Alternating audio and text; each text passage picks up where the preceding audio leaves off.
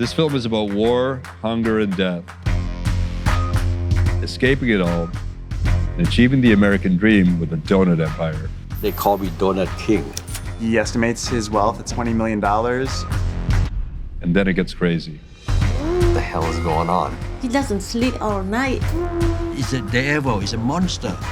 They had their guns drawn at us. Directed by Al Scoob, here's The Donut King.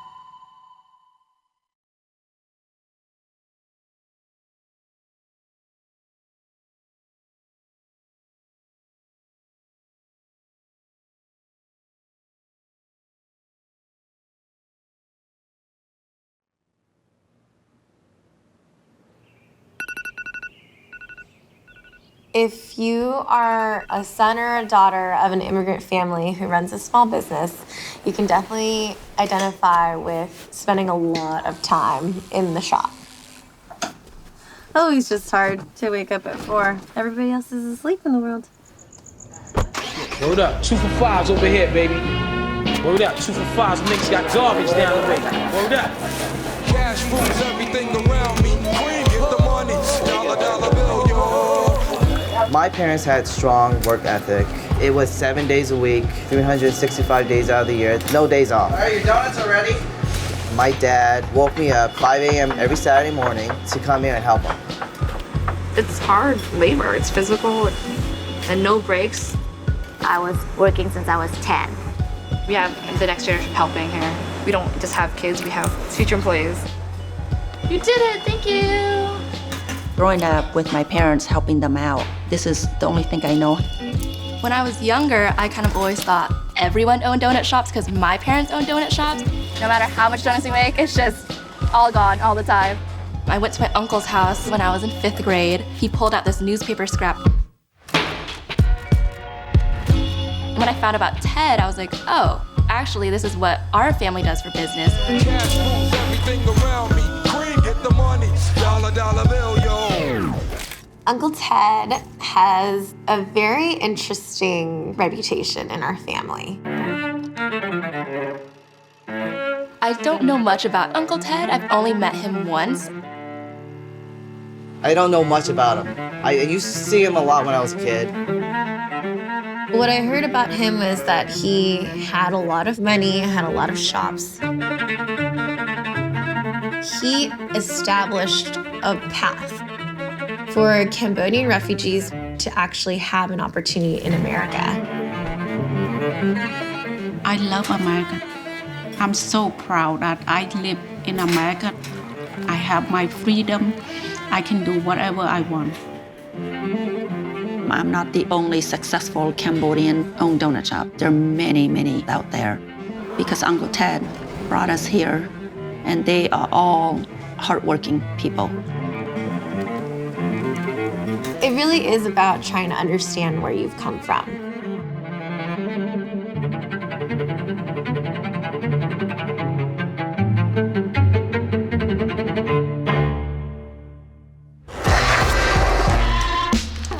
Ted Noyce shaped an entire ethnic community. He's a legend. He's the king of donuts. In most of America, there's an average of about 1 donut shop for every 30,000 people. In LA, there's 1 donut shop for every 7,000 people. Donuts are everywhere here. Seems like there's one in every strip mall. All originated with Ted Noyce. I mean, 5,000 independent donut shops in California today, 90% owned by Cambodians. The customer favorite. Time to make the donuts. Donuts. Donuts. Go nuts. Dunkin' Donuts found it so hard to break into the LA market that in the late 90s, they gave up. The Cambodians have that market on lock. This is an important story. This is an exciting story. A very nuanced show. Everybody knows him. America's Donut King.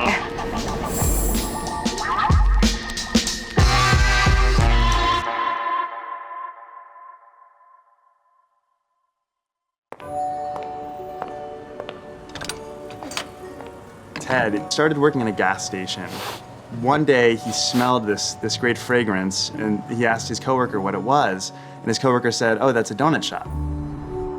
I remember it was a slow night, about midnight, and there's no traffic. I run real fast, come to this window right here. I say, "Lady, I would like to buy some donut." Say, "Okay, I sell you a dozen donut." I fall in love with donut from that moment that I have a bite. Donut reminded me of a cake called Nom Kong in Cambodia. Donuts taste like a little bit of your childhood. When you're eating it and experiencing it, this nostalgic feeling, it just sticks with you throughout your adulthood. Very tasty. He saw that the donuts were delicious, of course, but he also saw something else, that it was the middle of the night and this donut shop was doing a brisk business. So I asked, "Lady, if I can save up to $3,000, do you think I can open a donut shop like this?" And she said, "No, don't open your own donut shop. Just go to learn from Winchell." Our reputation for quality, service, and cleanliness began here. This is our first Winchell's Donut House. Well, it's been a long time, sir. Yeah, it's good to see you. Oh, very good to see you. Yeah, you're looking good. I'm looking good. You eat a lot of donuts, huh? A lot of donuts. Still loving donuts. Good. Yeah. What kind of donut do you want? Well, always my favorite one is glazed donut. Glazed donut should be okay. So beautiful. And I need one small cup of coffee. You joined me in La Mirada. La Mirada store on Crack. Headquarters. Yeah. Remember? After the first week in training, I knew he was going to be good because he listened to me and accepted everything. And he was very aggressive and very interested. And the donut business is not easy. It's been 44 years now. Yeah. I remember at that time I was only 33 years old. 33, now I'm 77. 77, you're still a kid. I'm still a kid to compare with you in 91. Yeah. In 1975, I feel that Winchell's training program will give me the opportunity to become somebody.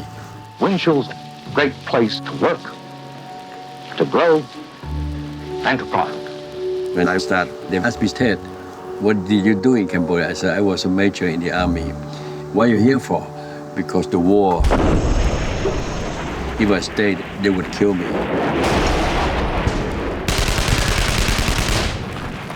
For years, Cambodia lived on the edge of the Indochina War. Now, suddenly, it is in it. When I see all these old tanks, I remember the war.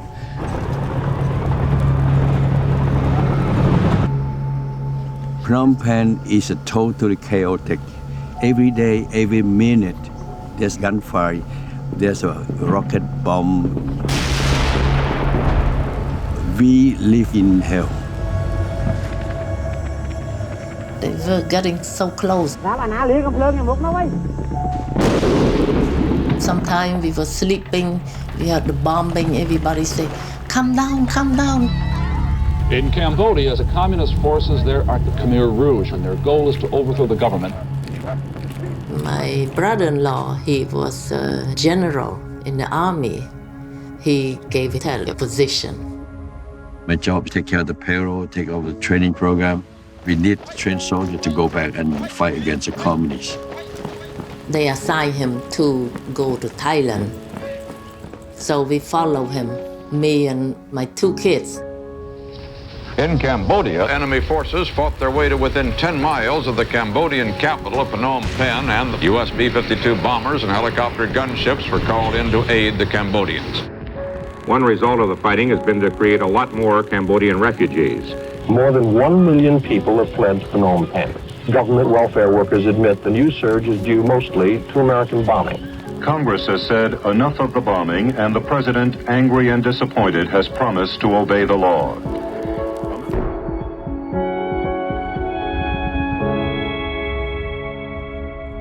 The Khmer Rouge just keep bombing it almost every night. I told my parents I live in Thailand, why don't you come and live with us? But they older, so they don't want to come.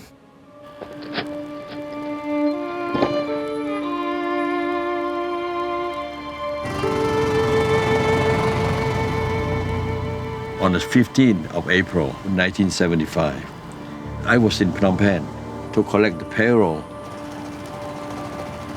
surrounded by Khmer Rouge. Every day, we know we are closer to fall, but we do not know when.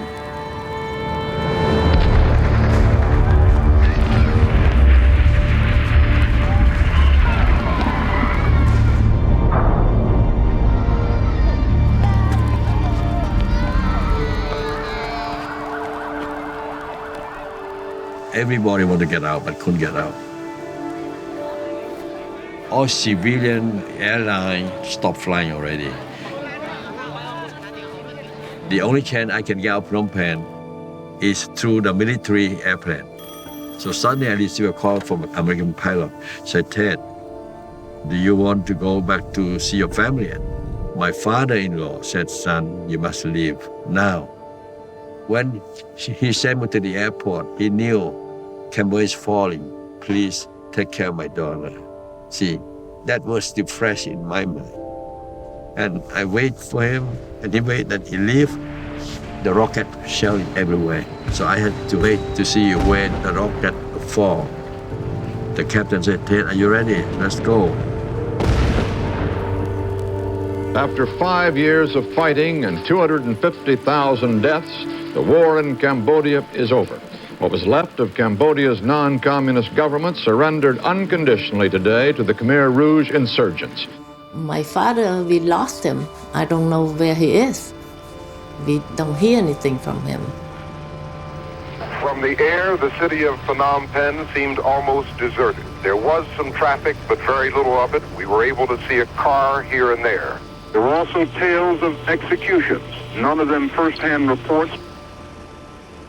They close the door and they kill people by million.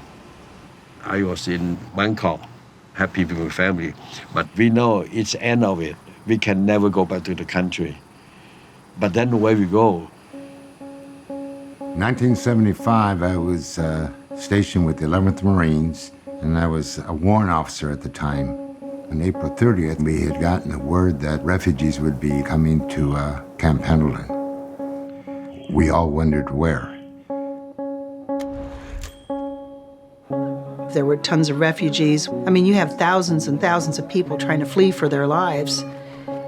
The world's looking at you for one. What were you going to do? Gerald Ford realized that this was a crisis. They did serve us, they supported us. We have a moral obligation, if anything, to bring these people in. But a lot of people, including the governor of California, are deeply concerned that these refugees are being brought here. When we have 1 million people out of work, when we have our own people taxed to the hilt, I'm just very slow to just open the floodgates and say, come on in, unless we provide a way to put Americans to work. I understand the attitude of some. We have serious economic problems, but we're a country built by immigrants. And despite our economic problems, I'm convinced that the vast majority of Americans today want these people to have another opportunity to escape the probability of death. And therefore, I applaud those who feel that way.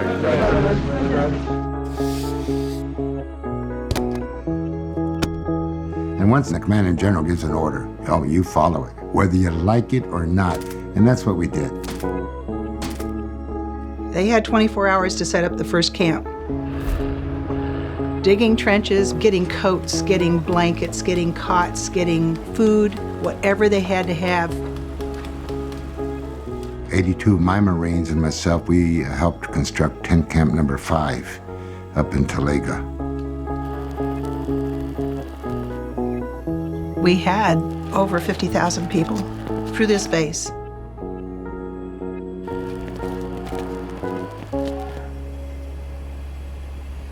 I can go to any country, but I choose to America because I love America.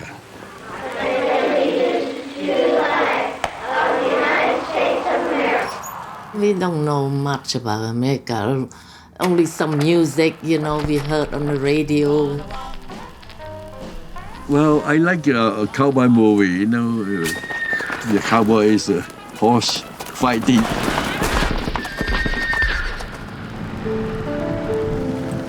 They are America's newest immigrants, the first refugees, on their ways to temporary shelter at Camp Pendleton. It's a long flight, but it's comfortable, it's okay. I just pray to Buddha to bless my family, to start a new life. When we got here, it was like early in the morning, like 2 or 3 in the morning. It was so dark and so cold. Oh my God, I was scared, really. And they're like lost, you know. You just left your home, you left all your possessions, whatever you carried with you, that was it. Then come Camp Pendleton and then be put in a tent on a hard cot. That's tough. ALF went to U.S. Me and my wife, my 3 children, my nephew, and my 2 cousins.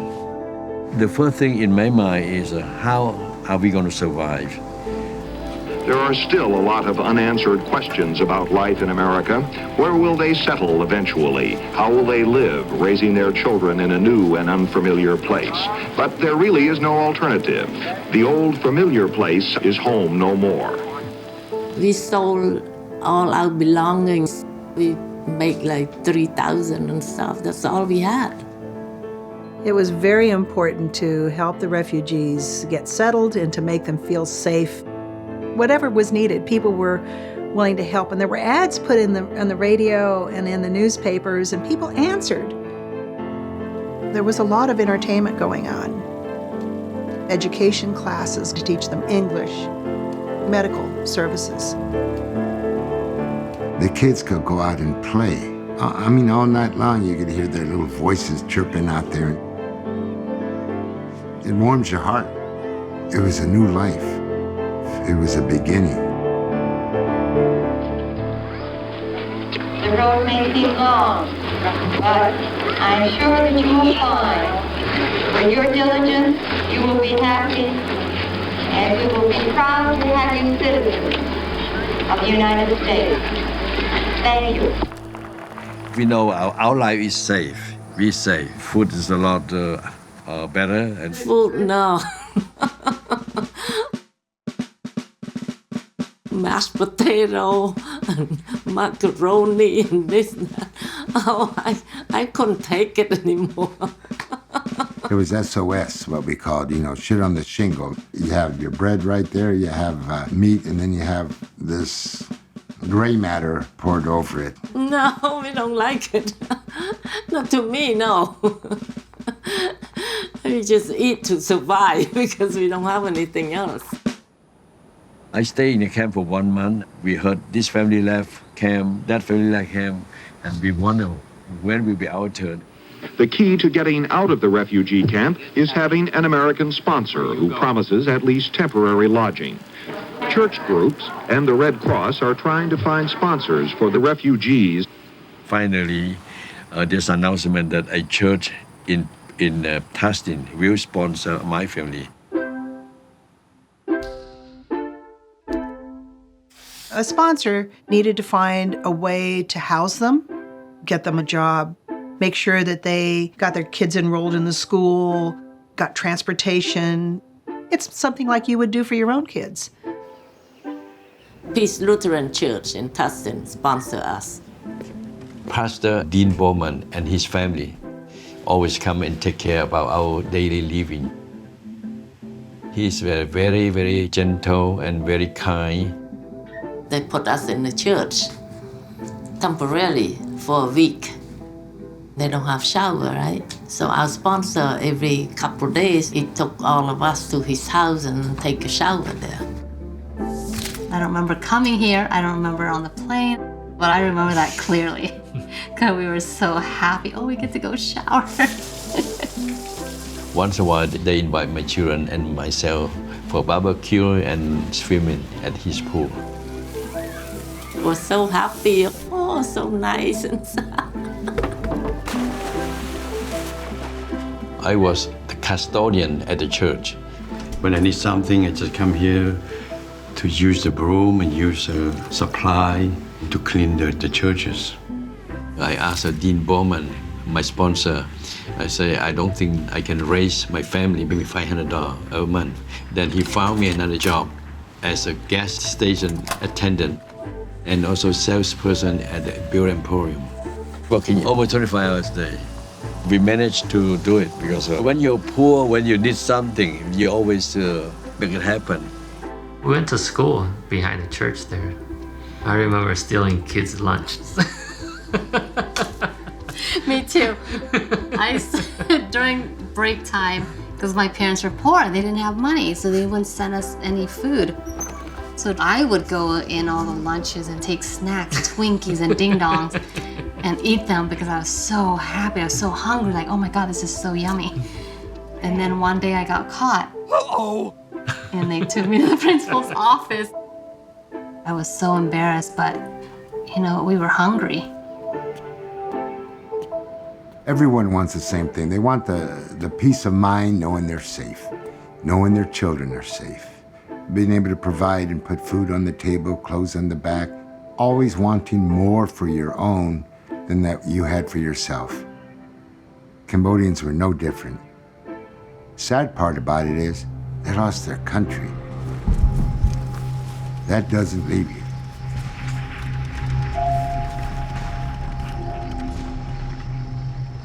So for my family, American dream is very, very important.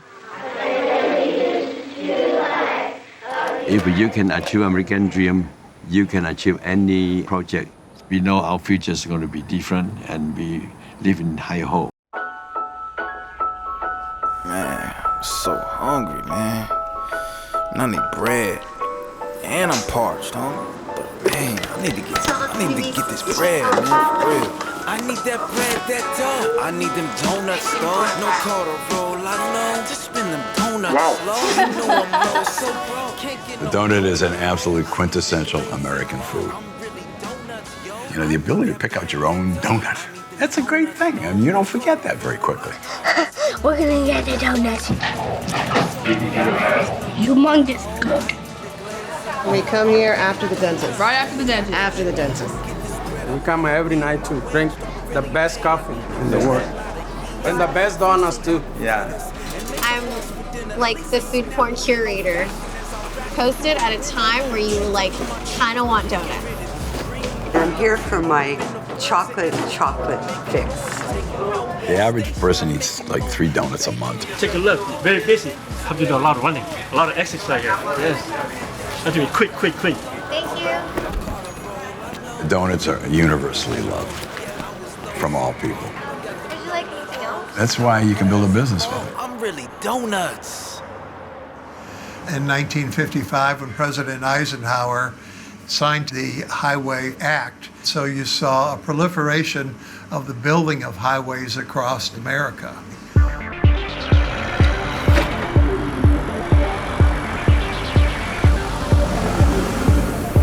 People were going to work in their cars. In California especially, there wasn't a lot of public transportation for people to take. Urban sprawl had spread people out, so they were really on the go a lot.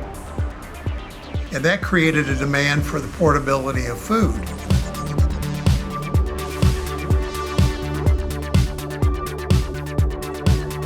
And Winchell's and the donut shop chains answered that call. Time to make the donut. There was a fractured donut landscape in the US at this time. So Dunkin' Donuts had the Northeast on lock. In California, it was really Winchell's. Ooh, I can taste those cherries. Go ahead, keep it up, Winchell's. 2 donuts and coffee, breakfast for a good many Americans at that time.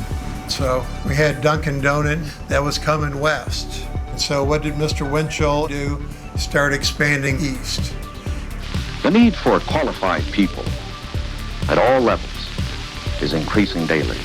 Whenever you see a tremendous expansion, you need hardworking, energetic, honest people that will work in those donut shops. Winchell's hopes all of its employees become long-timers. Winchell's training program lasts for 3 months. I learned a new skill to be a baker and to run a donut shop. After that, they give me a store in Balboa Peninsula, Newport Beach. That day, when they turned key over for me, just excited and don't know how to describe. From the time I came to Pendleton until I get the key to open the door for the Winchell, took 6 months, very fast. And so Ted entering that program is kind of ironic because in some ways they trained the enemy.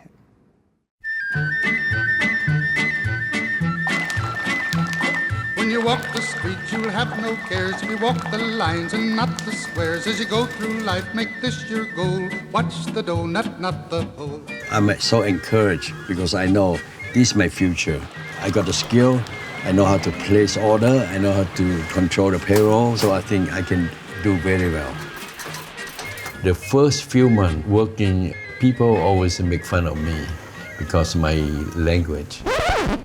If you don't speak any English, when people talk, we don't even understand, you know, what they say. They still talk so fast. In 1975, when Ted lands, he lands in Orange County. Most of the people he met had never before laid eyes on a person from Cambodia. Most people didn't know any Asians. The manager said to me, just like any place in America, people have a strong prejudice feeling. What's happening? Hot stuff? If day one they don't like you, don't worry. Let Christy take at the front counter.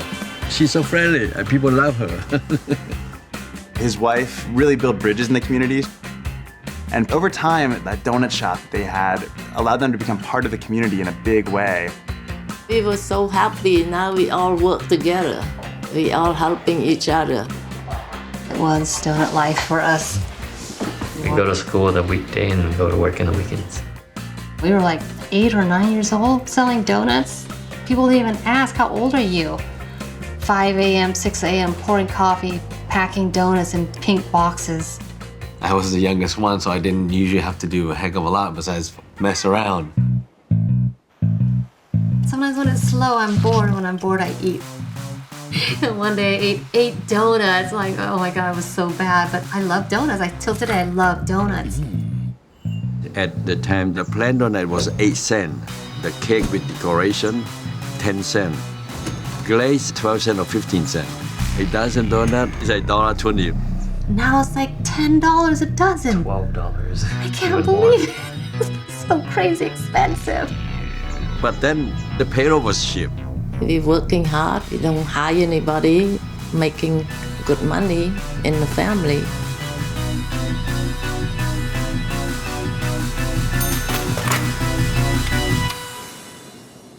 Asian people try to save a lot. Everything is saving. We put $5,000 down to buy a condo in Newport Beach. I quit the job as custodian. I quit the job as a Beauty Emporium salesperson. I quit the gas attendant. When I got into donut business, I tried to save everything. People use the stir stick, right? And then we have a container, they toss it there. So we don't throw it away. We wash it. We don't have to order again. It saves money. Well, people don't put in their mouth, right? We appreciate the fact that you're looking out for every penny in this business. However, you've got to make sure that you take care of our guests. So we would have a chit chat. So I know it's not the right way to do, but I'm so sorry. Ted is a shrewd businessman. Another good example of that is a box. Before we come to the picture, American people always use a white box.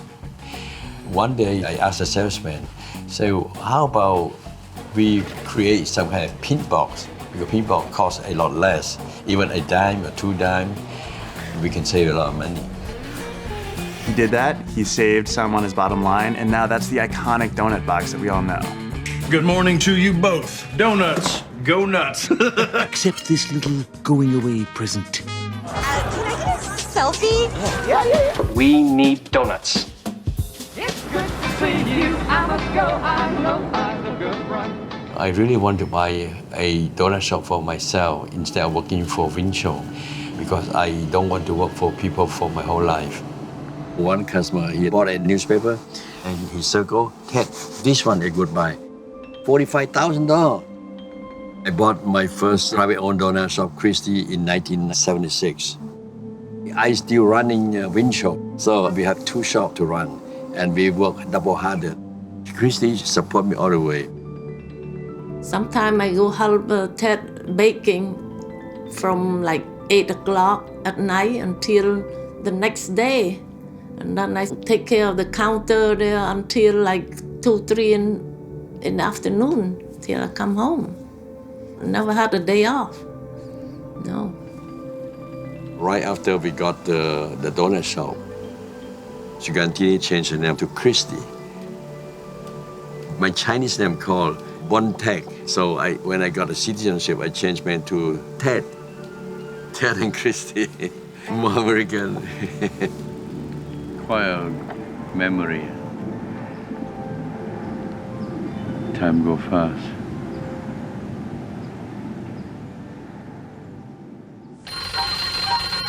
Time to make the donut. When we start doing business, I don't even know who's a Dunkin'. I just worry about my Christie's donut.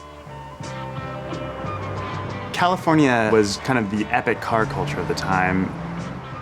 And because there were so many commuters, Dunkin' Donuts saw California as an opportunity, and they wanted to make a big push into the state. I'm ready! We forayed lightly into California. We opened 1 or 2 in Santa Clara and San Mateo and San Francisco, and then a couple in Orange County. Donut is American breakfast. While they're driving, they bought a few donuts with coffee.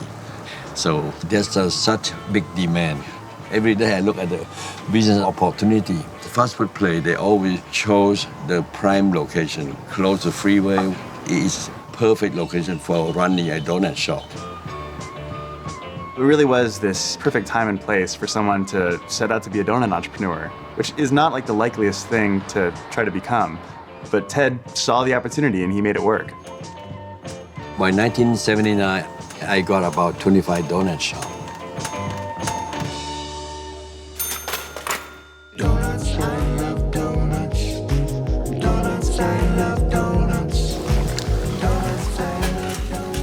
I took over 1988.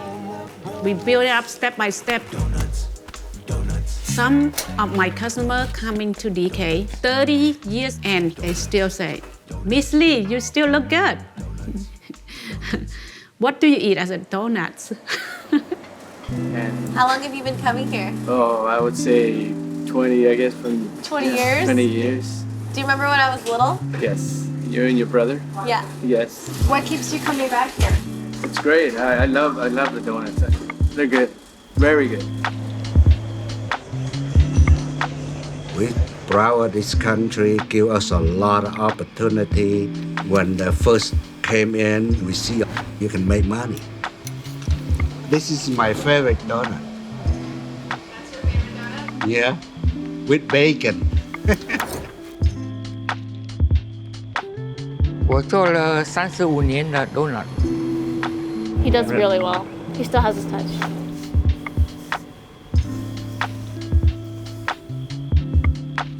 My father worked every day for 25 years.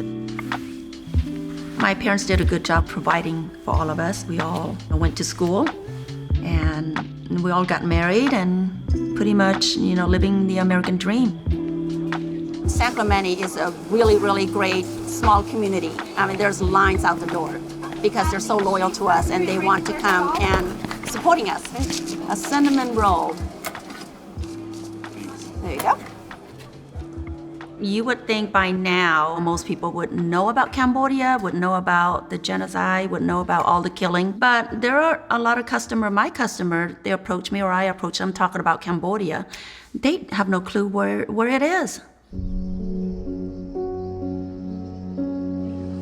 This place used to be a school, primary school. It's a school name called Dur Slang, but then they use it as a prison center.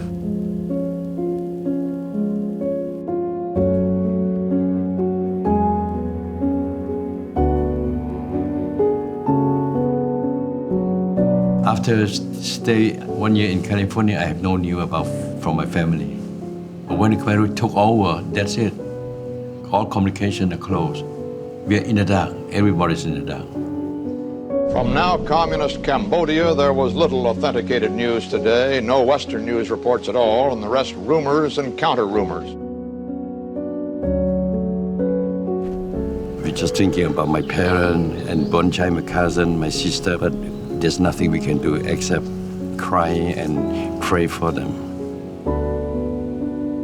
Indications are emerging that the communist conquerors may be planning one of the most unusual political, social, and economic revolutions in history.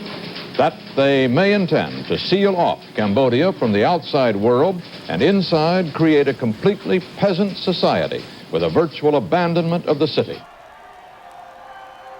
When the Khmer Rouge took over the country, at the beginning we feel, no more war, we're so happy.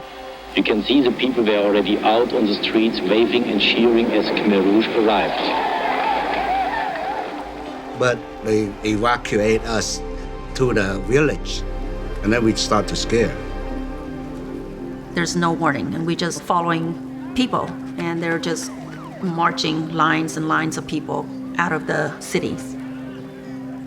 It's people everywhere. 7 o'clock in the morning, they come out with all the gun and all this black clothing, and they say, everyone from the house, get out. They said that we're coming back in 3 days. We were walking for a long time, from early morning until evening. 3 days later, we realized that it's a trick. Every city is dead. There are no people, only a few soldiers. It's just a dead city and a dead country.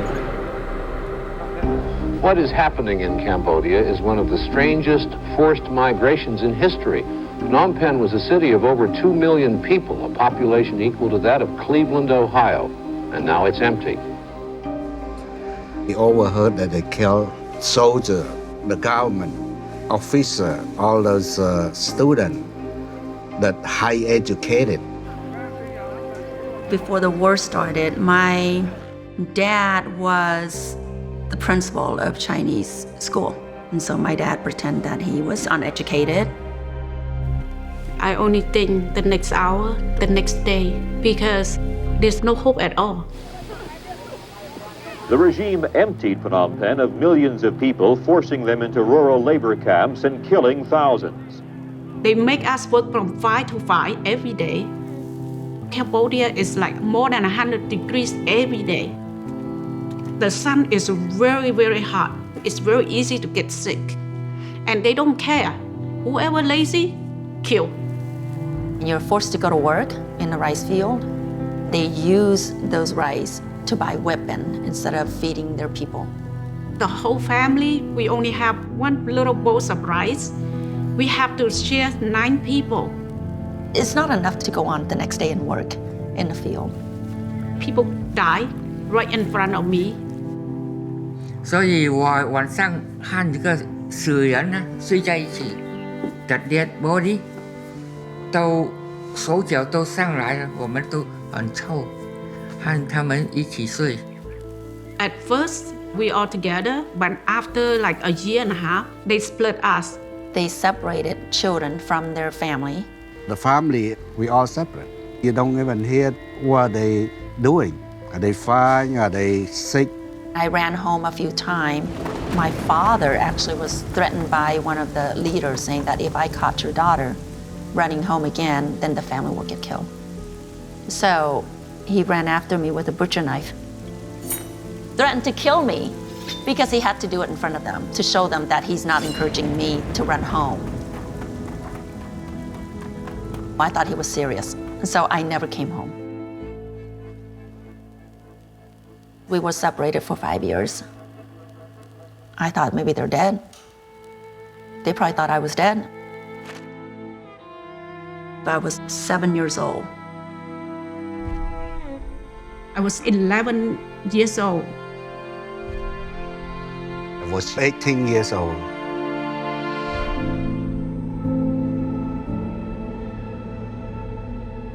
You would think after 30 years you don't remember, but you do. That moment.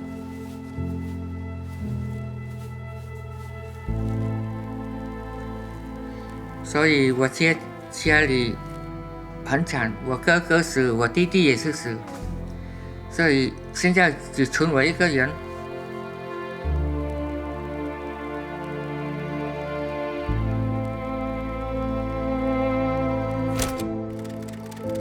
Cambodia's militarism was even too much for its one-time ally and neighbor, Vietnam. Saying Cambodia threatened its borders, Vietnam helped overthrow Pol Pot. Since January 7th, the Hanoi-backed government has been in power. Vietnamese troops are everywhere, patrol the streets, run the city. The soldier came to the area and say, hey, you guys are free. Let's get out. My God, we're gonna have our future now. The government of Thailand, they send the people come pick us up.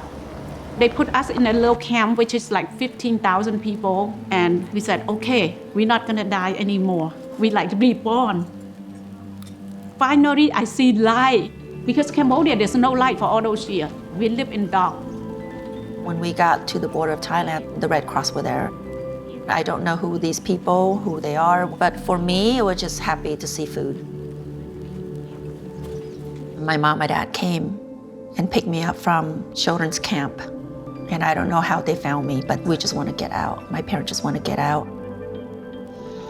As the wife of the President of the United States, I can only say that I want to go home and do all I can to mobilize our people and see that we do all that we possibly can to help the situation here. Red Cross say, so we're willing to take you out. Which country do you want to go? My dad say, we don't want to go anywhere but America. I want to take all my kids to America. All over the world, there are refugees searching for freedom. And whenever you think back on the history of our country, you'll recognize that our nation is a nation of immigrants. We're a nation of refugees. When the plane take off, I look it down there, I said, goodbye, Cambodia. I will not come back to Cambodia again. I do not know where's America. All I know that my mom said that Uncle Ted are waiting for us, and I asked her, who's Uncle Ted? I received a phone call from the U.S. Embassy in Bangkok. My relationship with them is very good, very close, because I was a major in the army. My family knew that I survived, and they want me to sponsor them. The embassy asked me, Ted, can you sponsor them? I said, yeah, of course. They all come at the same time. My both sister, my mother, and my father, children, and everybody come in the same big group. When we landed to LAX, I was just looking everywhere, ticket and everything, you know.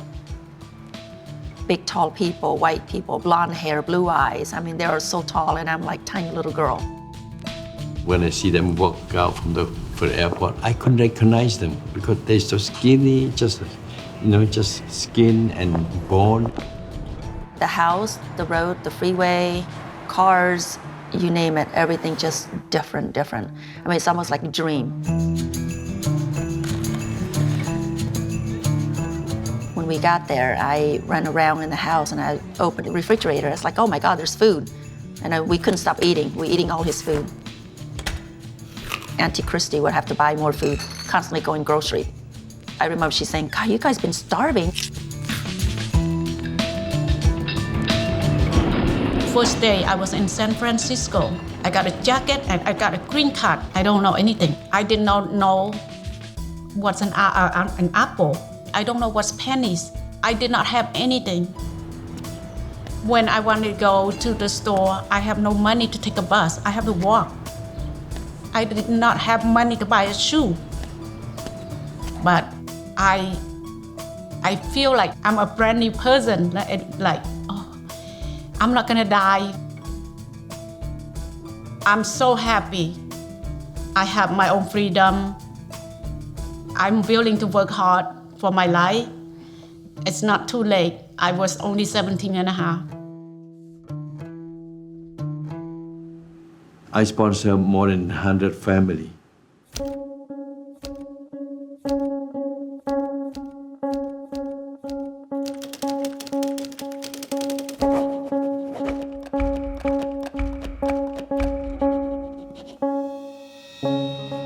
我们说来到美国啊，想我什么都是做，要洗这个厕所也是可以，我不管了，我就要活下来了。I'm looking for a job. Anything, cleaning or whatever. We just get any job that we can get. My dad, he's interested to do the donut business. So my dad decided to look for Ted Ngoy because everybody go to him. So everybody come to me, say, hey, let's go learn from Uncle Ted. So I see opportunities here, because there's such big demand. 我不知道，我是要donut不知道，他懂，所以我来这和他学习，每天都做。Everybody come to learn, and I pay for airfare, and I give them food, I give them lodging. I just want to see them successful. That very first night, I remember my dad did not rest at all. I said, where are you going? And he said, well, I'm going to go with Uncle Ted to go to work.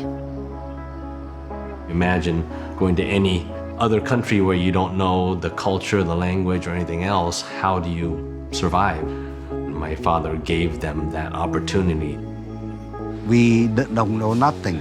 We don't know the culture. We don't know the food. But he allows me to get close to him to learn so quick.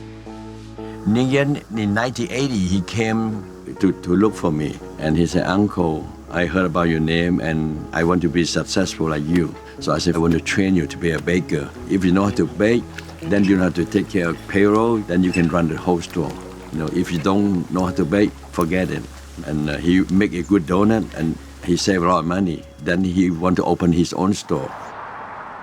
I opened up Mike's Donut in 1981.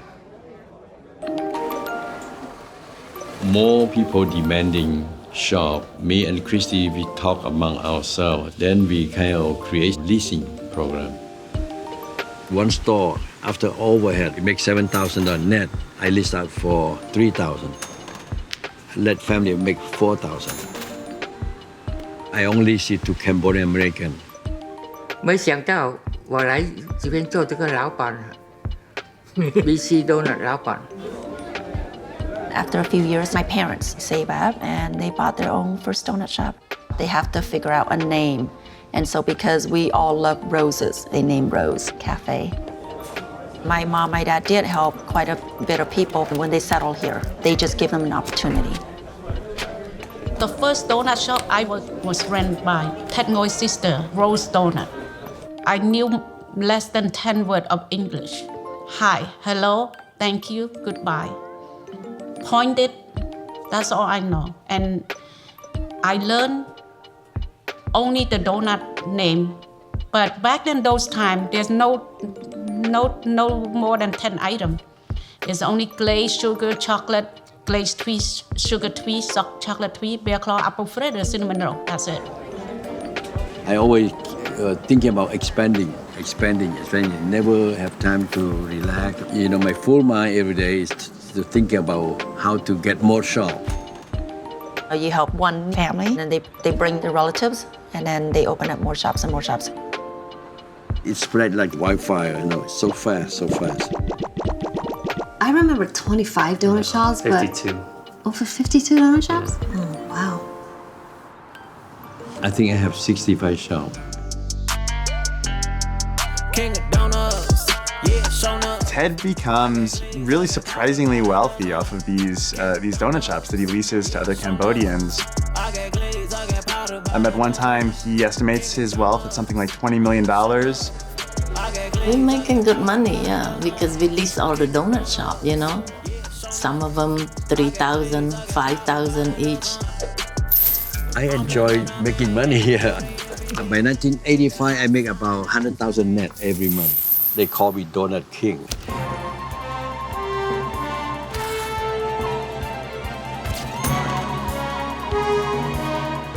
I realized that we were pretty wealthy when we moved to Mission Viejo. It's expensive house. It cost me $2 million. This is my master bedroom. This is the bathroom. Unbelievable. That's so beautiful. It was a great house. 3 stories. It was amazing. At school, I was referred to as the kid with the elevator. How many people have an elevator in the house, right? Can you believe it? Swimming pool next to the lake, own boat dock. It's beautiful. My dad loves people and he loves entertaining. We had parties all the time. Every month, they invite us to the house, make special food for us. Every weekend, people come visit all the time, non-stop. I remember people coming in and out, different people living with us. Strange people, like, why are they here, Mom? And there was a Cambodian dance troupe that was touring, and they ran out of money. I feel sorry for this kid, so I invite everybody, 50 of them, come to live in that home. We had to feed them 3 meals, breakfast, lunch, and dinner. You can imagine how chaotic it was, there's people everywhere. I told them, whatever you enjoy, just do it. They jumped to the lake, they used my boat, pool, everything. My parents definitely enjoyed the fruits of their labor. We have fun because Chris and I love to travel.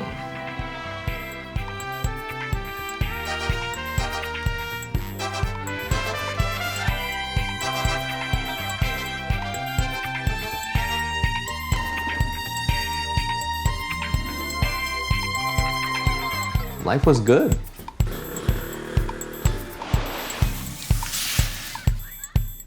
We bought a Cadillac, but later Christy said, how about change to the Mercedes? So we went to Europe to pick up a Mercedes from Stuttgart, Germany, and we shipped to California, and we both love it.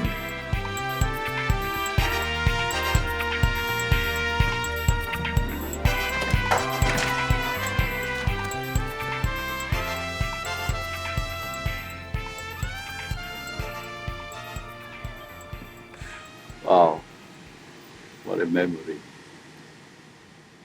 Has made millions of dollars from donuts. Elizabeth Anderson has his story. A man who didn't know the difference between glazed or sprinkled Ning Yen now manufactures and distributes supplies to donut shops throughout the western states. 2/3 are owned by Cambodian. In 80, it's only one distribution company. It's very hard to get the credit to buy their product. So me and Ted nephew, Bun Thao, start a small distribution company. Then I started Sanana Packaging.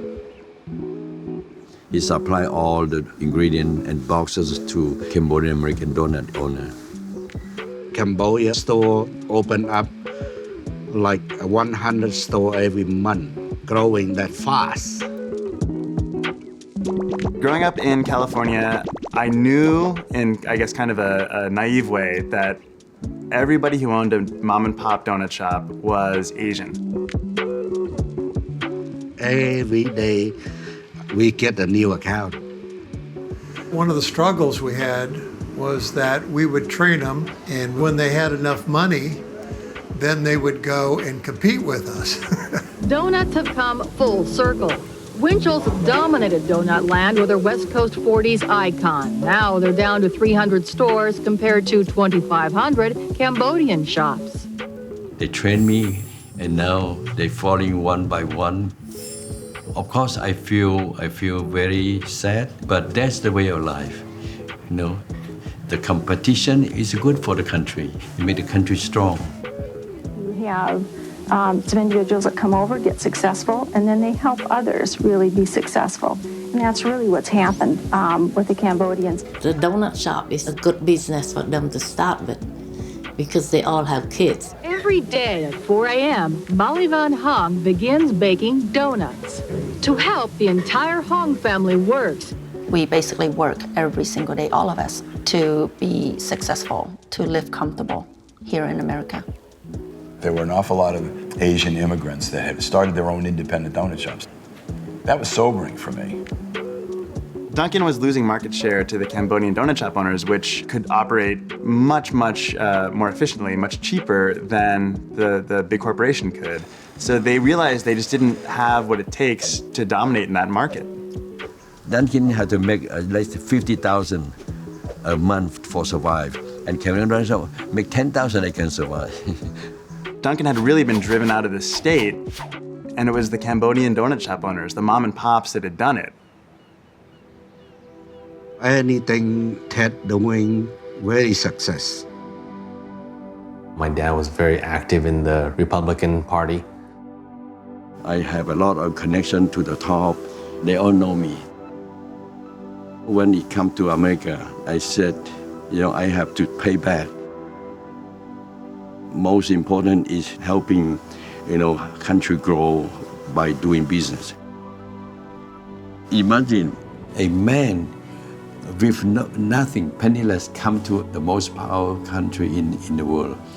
And he built something. This guy can change the market.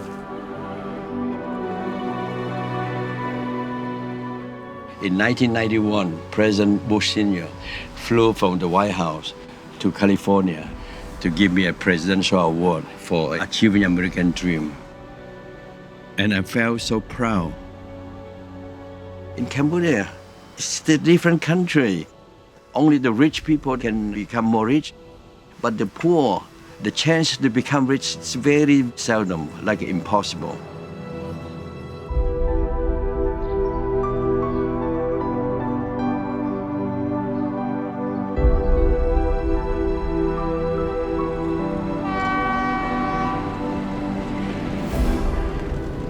We are on the road on the way to Sisipon. I was born here in 1941. I was born poor.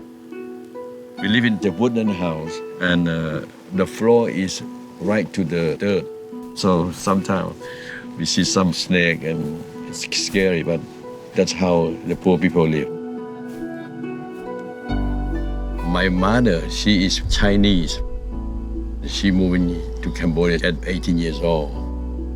I was 5 years old when my father left, and my poor mother, she did not speak any Khmer language, so that made it very hard on her. So living is very hard because we're lacking of everything. I always come here to pick up my mother. My mother have to make a hard living. 他母亲是走失的，因为一早上就9点火车来了，母亲就去坐火车去这个598的泰国边境啊，去买东西拿来卖的。She fell twice from the train, right? But stand up again. do again because she have no choice. I learned a lot from her, the fight for survival. She is working so hard. She tries to save as much as she can. Not for her, but for the children, the education.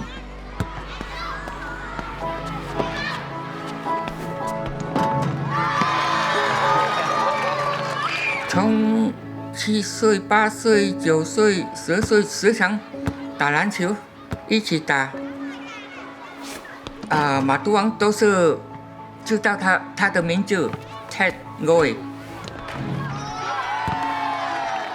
他的头脑比我好，他读得很快。My mother, I know she saved some money. She asked me to leave home because she wanted me to have a brighter future. That's how I end up at Voltaire High School. I must work and study hard. I want to learn more things, what the world can offer. Sugantini was my classmate. She sits in a couple row in front of me. To me, she's so beautiful and I fall in love. I didn't notice him, because there's so many guys, and we don't talk to guys,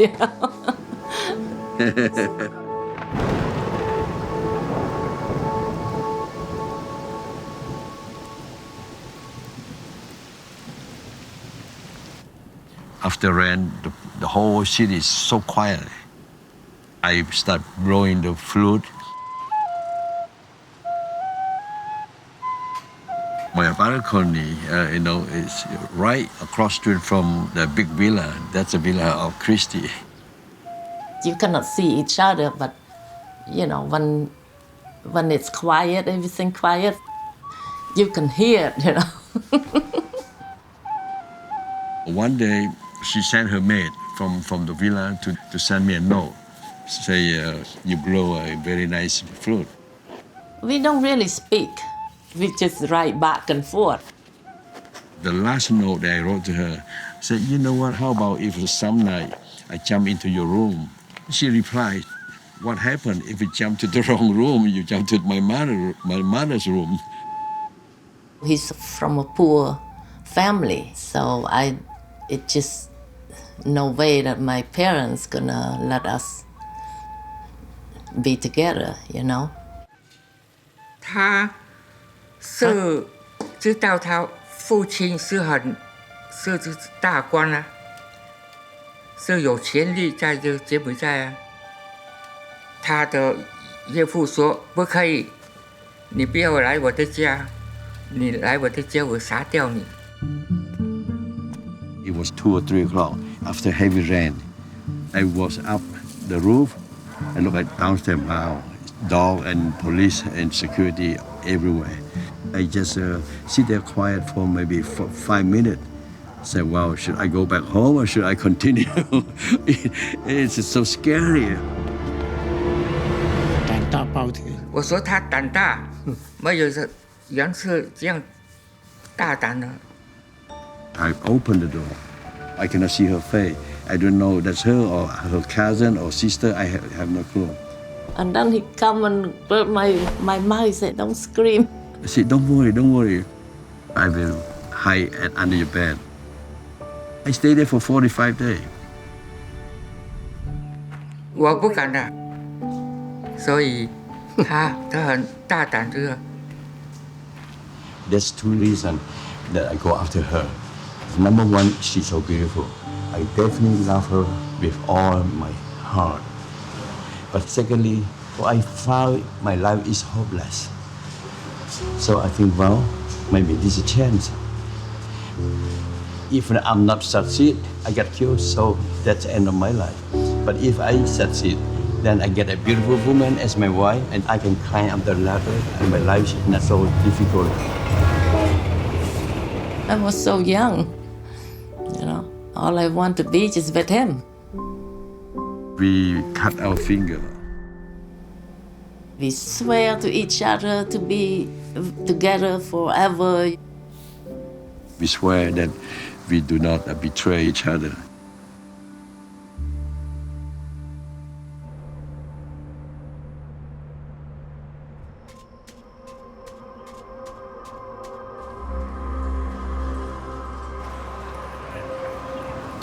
In lifetime, maybe chance come to you 1 or 2 times, that's it.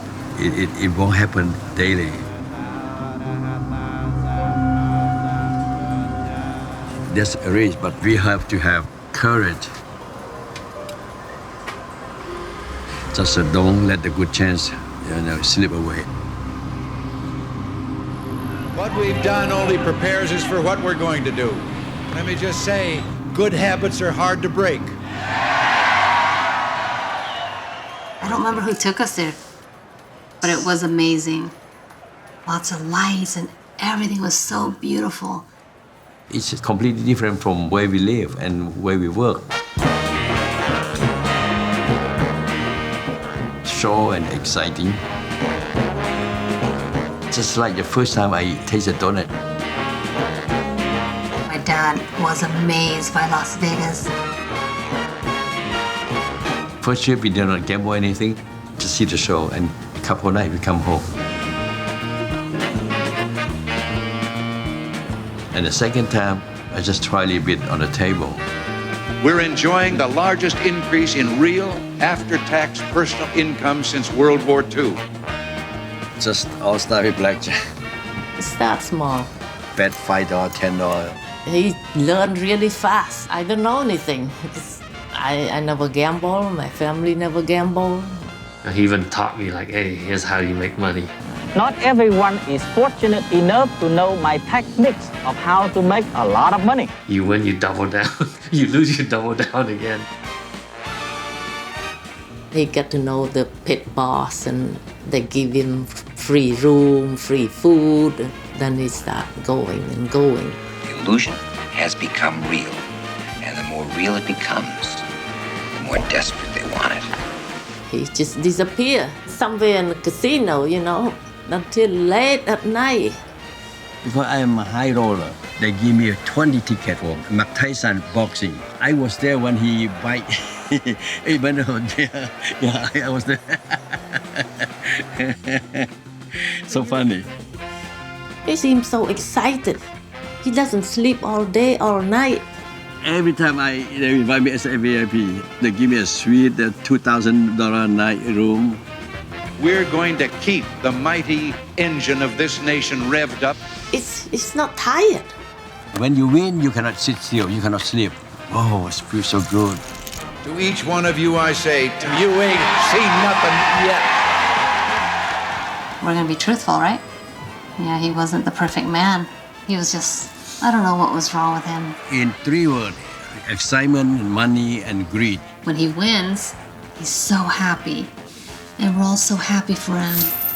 But when he lost a lot of money, he's in a very bad mood. 每个月都入几10万块。钱太多。钱太多。无聊，没事去拉斯维加。 It just got worse and worse, and he's always hide it from me. And one time, we flew to Vegas. And he dropped us off at Circus. Gave us like 20 bucks each, and we had a blast all day. He got to gamble, and we got to play games. And so, on the way home, he went and bought some fish from the store. Told my mom, like, oh, we had so much fun. We look at all this fish that we got. And Grandma's like, hey, these fishes seem like frozen. So Grandma knew. Who would go through all of that just to get to Vegas for 7 hours? But he did. When I really want to gamble, I disappear. I pretend to order supply or collect money, but then I fly to Las Vegas. I go look for him many times. Because she knows which casino is his favorite casinos to go to. So my mom dropped me off and run in there looking for him. One time in the Mirage, I saw them come in. I went behind the slot machine. I feel so much pain, but I cannot show my face. We would finally find him, drive it back home, and then he would cause a lot of trouble. We fight. He throws things. He breaks the coffee table, glass and stuff, kick the door and this and that. They all go hiding in their room.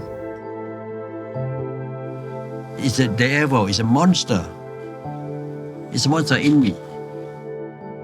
I always forgave him, but then he never stopped. He do it again and again and again. It just draw you to go to the table. You cannot say no. You took my money, I want to change my money back. Badly. If I lose 100, I want 200-300 back. The more you change, the more it's gone.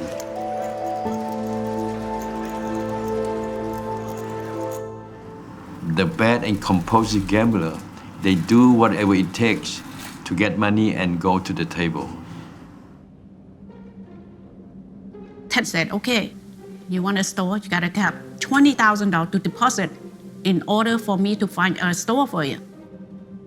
People trust me that time. Whatever I say to them, of course they listen to me. Because people need a shop. And if I need 20,000, they will give me 20,000. To save for 10,000, 20,000 is not easy. I work from 7 a.m. to like 10 o'clock at night. Every day I make 1,000 shirts. I make $10 a day. I worked so hard for 3 years in order to save the $20,000 to deposit to Tech Moi. I need money to gamble because I have no more money. The money I collect already gone. So I even borrow money from refinancing my house. He cheat all these people. You can say he helped, but he want to get something back. Not free at all. That's why easy come, easy go. Cambodian community is very tight-knit, very small. Everyone knew he was a gambler. He would do anything for money.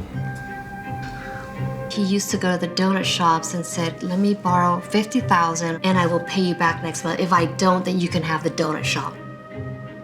So when he doesn't pay back, the donut shop belongs to them now. It doesn't belong to my dad and my mom anymore. And my mom never knew this. He forced my signature all the time, even on my own account. What can I do? If I report it, he goes to jail, right? I cannot do that. I just have to live with it. They lost all these donut shops because of gambling. And she didn't have control over that. One day my parents said, hey, I need you to go to Bakersfield or something tomorrow with us. We're selling the last donut shop and it's in your name. The next day, drove up there, met some Cambodian people, and they paid us in cash, $85,000. We jumped in the car and started driving home. My son drove the car so fast. I was going maybe 60 or something. There's a police car in the front. I told my son, don't ever pass that car. I'm going the speed limit, so, what's the big deal? He didn't listen, he's too young, and he passed. He pulled us over, and they had their guns drawn at us. We're like, what the hell is going on? They handcuffed all three of us and took us to the CHP substation, and we're sitting there, waiting. I didn't make payment for the last 6 months. So they report that car is a stolen car. In the meantime, there's $85,000 in a Carl's Jr. brown paper bag in the back in the trunk. My parents, were scared to say anything because obviously, who walks around with $85,000 in cash? After everything's clear, I said, I have cash in the trunk. 5 minutes later, someone called back in and says, yeah, there's no money in the trunk. I remember seeing my mom just bust out in tears. I really need that money and it's gone. He lost all his donut shops, filed bankrupt. The house on the lake went into foreclosure. We owned it for 9 or 10 years and they had to walk away from it and gave it all up. miss this big house so much.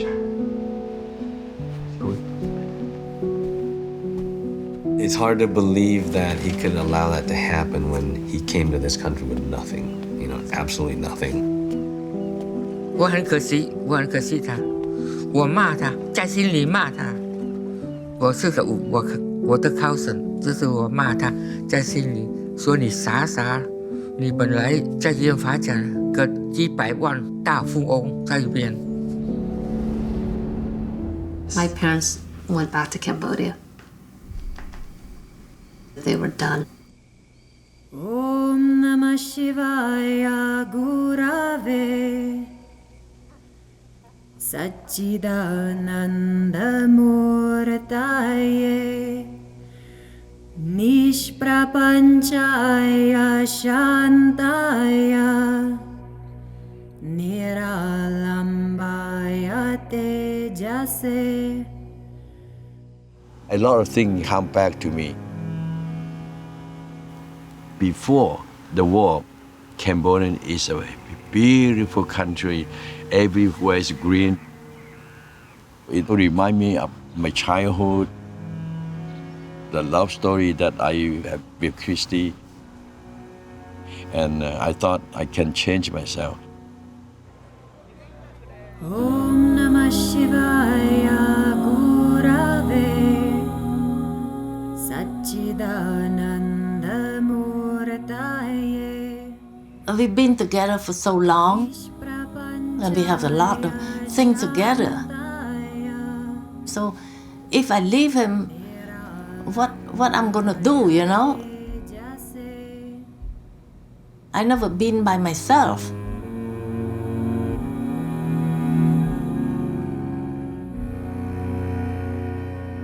My mom came to visit us, and my dad had an affair. I denied, I said no, but let's be honest, I do have a little affair. Why do I hang out with him for so long, For what? Finally, that's the last thing for me. I went to court here, filed divorce. My dad was on his own. We didn't want to have anything to do with him anymore. Took care of our mom, and, she's been through a lot.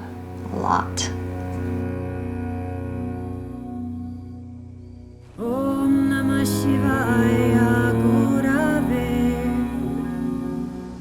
I get cursed from God because I broken my agreement with her. Nishprapanchaya Shantaya. I lost everything, believe me, everything.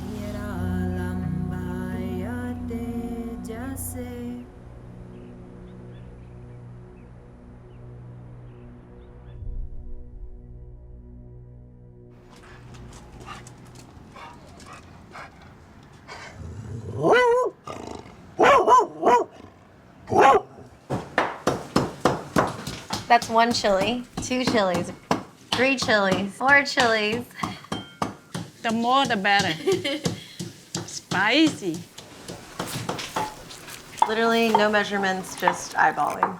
Would you want measurement? I cannot do it because that's how I cook.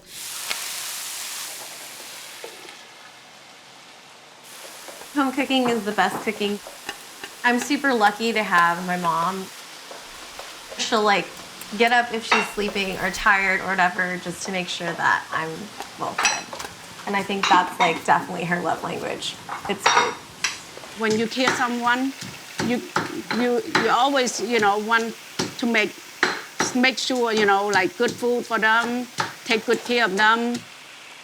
Then my mom, she's a certain type of way. She's a fighter. DK's Donut, it was owned by Maylee's dad's parents. They bought the store in 1981. I took over 1988 with my ex-husband, Maylee's dad.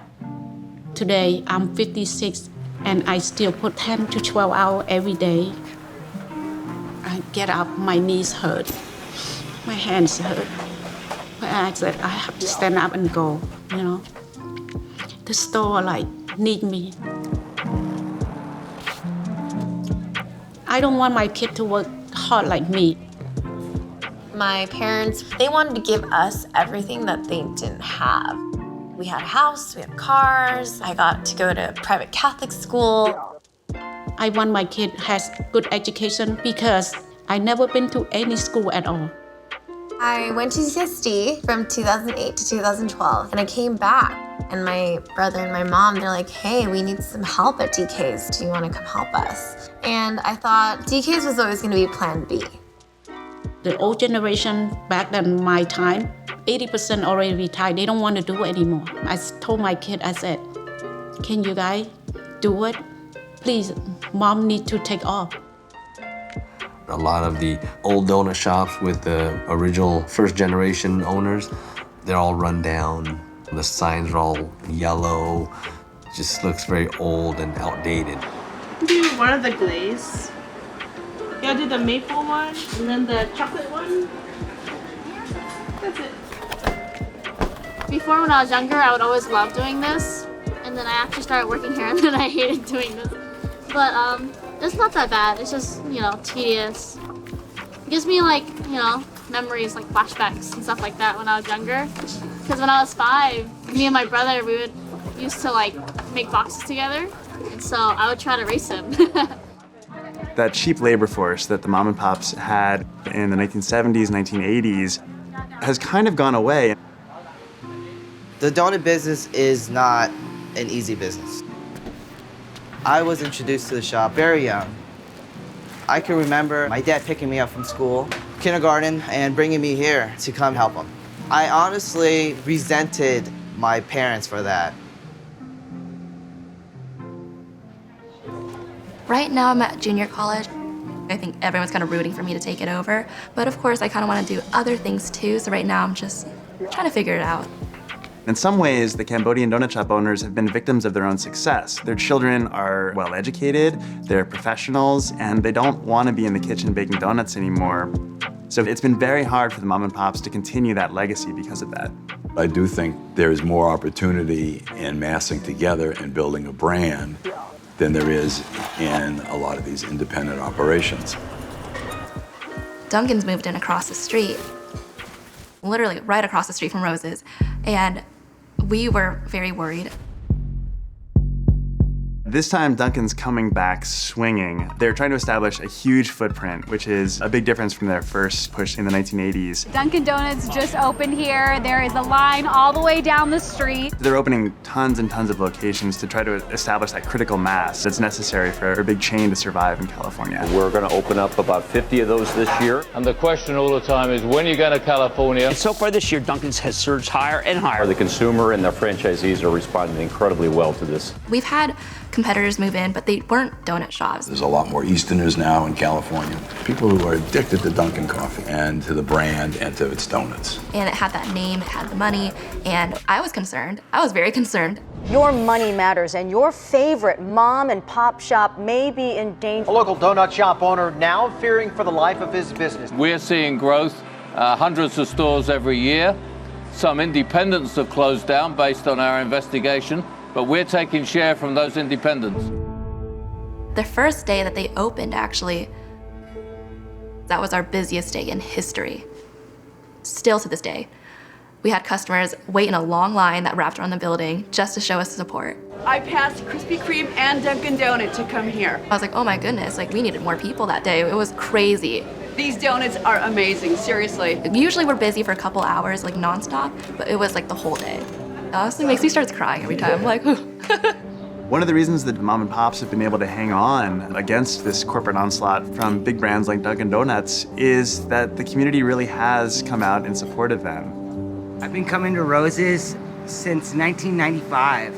I prefer to come here than any other donut store. There are no donuts better than Rose's. And we're still kicking it, even with all these other corporations moving in. I know Starbucks moved in, and we're still around. The Habit Grill moved in, we're still around. Dunkin's moved in, we're still around. When they first came in, we see a lot of opportunity. Easy for us to just work hard, make money, Now it's 21st century. I think the donut shop have a lot of room to grow. but you have to be willing to change. And so I came back and I worked, and I started to think that to really support my family, there needed to be something innovative to separate it from being just this normal donut shop on the corner. Nowadays, you have to upgrade your store and your food. Chocolate donut, maple syrup, glazing donut, pumpkin donut, Dunkin' Donuts, bars of donuts, sprinkled donuts, football donuts, hazel donut, candy donut, Texas donut, Philly donut, jelly donut, crispy donut, powder donut. I really wanted to rebrand DK's. Gotta get up, go and get it. That's the hybrid. So I started off simply with a logo. And then with the logo, it was like, why don't we do social media? Glaze waterfall, Instagrammable donuts. Thanks for all the hearts, guys. And oh, let's start creating all these new experience type things. We have over 120 different kinds of donuts in the showcase. I love the donut, they're so fresh. Yeah, this guy right here, he helps me. Shelby! Just saw you on live, and I was like, I want a donut. Did it make you really want a donut? Yeah, it did. My mom wanted to send me one too. Oh my god, your mom. Yeah. Your mom was watching? Yeah. Gotta get that recipe. Flour, butter, salt, and sugar is a recipe. Twisting donuts, Spanish donuts. Around 2013-ish, DK's just exploded. And it happened overnight. Bars of donuts, sprinkled donuts, football donuts, hazel donut, candy donut, Texas donut. I am a police officer, so we have to eat donuts. You can tell. Spelt. We just took advantage of the demand of this amazing donut croissant pastry.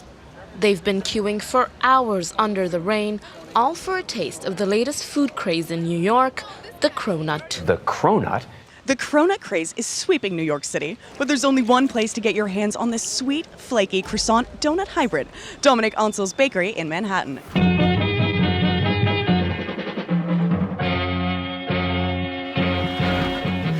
Maylee, she told me, okay, Mom, there's a guy from Dallas, which is, I don't know who's Dallas. Just pack 6 cronut, he will pick it up. And I said, Maylee, I haven't made money yet. She said, Mom, just make 6 and give it to him. He will be here at 10 o'clock. This guy's so rude. He not even say thank you. I didn't get paid. The next morning, he released the news. The Cronut has arrived to Santa Monica. The phone would just not stop ringing. And I was like, do you have this? Do you have this? The Cronut. And I immediately call my family and I'm like, something's happening. I was like, I think I did something. I told Maylee, come on, let's go for it. We don't have much chance. We hit jackpot. We have to work hard, okay? Don't go anywhere. Don't take vacation. Just try it. And then Dominic Ansel, who was the originator of the Cronut, sent us a cease and desist letter. And, my mom looked at it and we're like, we didn't steal your recipe. I make my own recipe cream, and everybody like it. And there's no teacher at all. This is from my mind, and nobody can copy that cream. We have people coming from all over the world just to have that Cronut. When I walk out from the DK, my feet is like flying. When I sleep, my hands still squeezing the cream, still feeling the cream. After that, I really appreciate Maylee. Said, oh, you did it right. 3 more donut boxes. All right. I never intended to take over the business at all. I got a college degree in marketing, and that helped me build the business a little bit. We try to make things pleasing to the eye because people want to take pictures and post it on their social media. Unicorn donut, Fruity Pebble, Cookie Monster. I'm always looking for inspiration anywhere I can find it. And I was just on my phone. I saw the poopy guy smiling, looking into my eyes, and I never thought in my wildest dream that it would be the most popular donut to date. There's all of this innovation in the donut space right now where people are really bringing this creativity to the process of making donuts, and people are responding. It's like hip to go get a donut. Donut Lovers Paradise in downtown LA. The second annual Donut Festival. More than 3,000 tickets to this event pre-sold. Everyone has a favorite donut and donut shop, but at this festival, bakers from the West Side to Whittier bring their wares to you. I'm eating so much donuts and can I be fat? Hey, guys, I have to get a box. Who eats donuts? Well, even the skinny girls eat donuts. Even the bodybuilders eat donuts. People who work at the city eat donuts. Everybody eats donuts, whether they'd like to admit it or not. Go ahead. Any ingredient under the sun is on a donut today. And so you're seeing a whole new industry evolve of gourmet donut shops throughout the United States. If bacon chips and maple flavoring is something the consumer wants, we're never too arrogant not to borrow a great idea.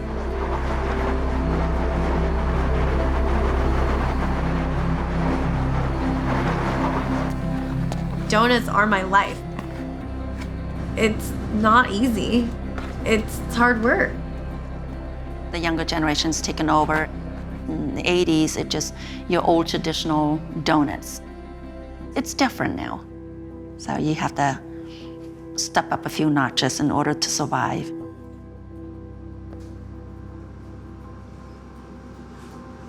Hey, what's up, guys? I'm here at DK's Donuts and Bakery in Santa Monica, California, and I have a very special guest. This person is my great uncle Ted.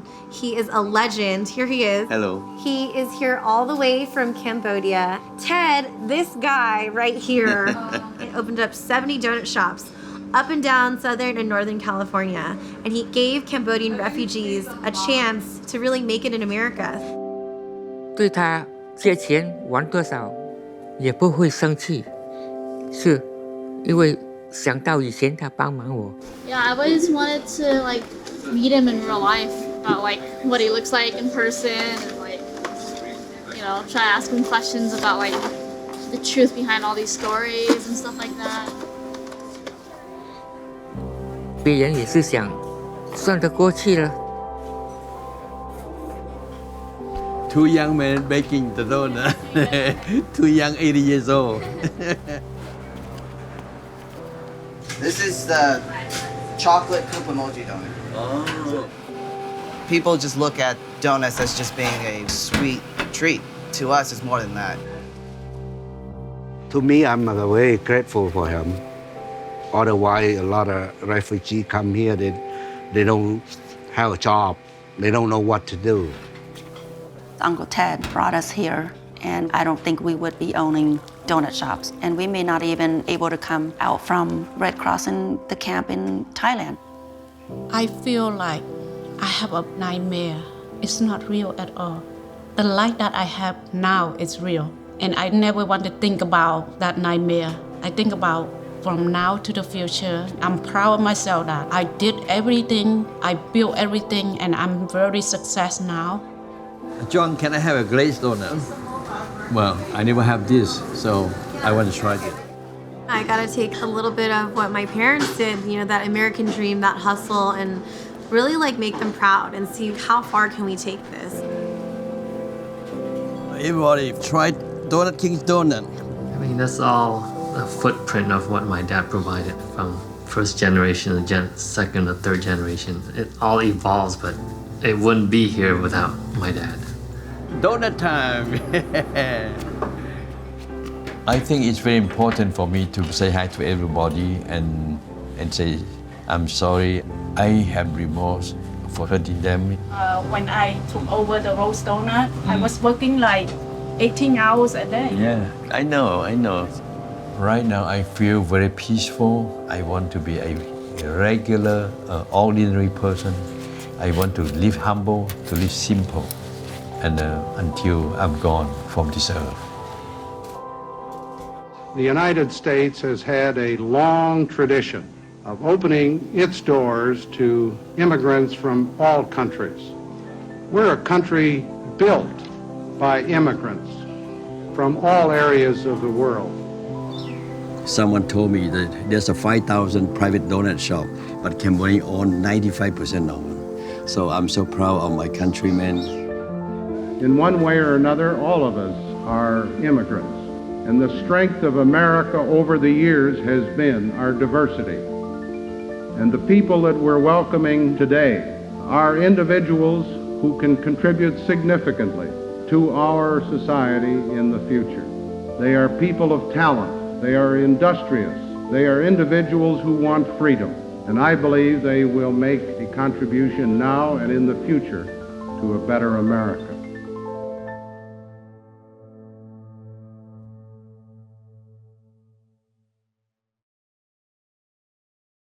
You guys all good?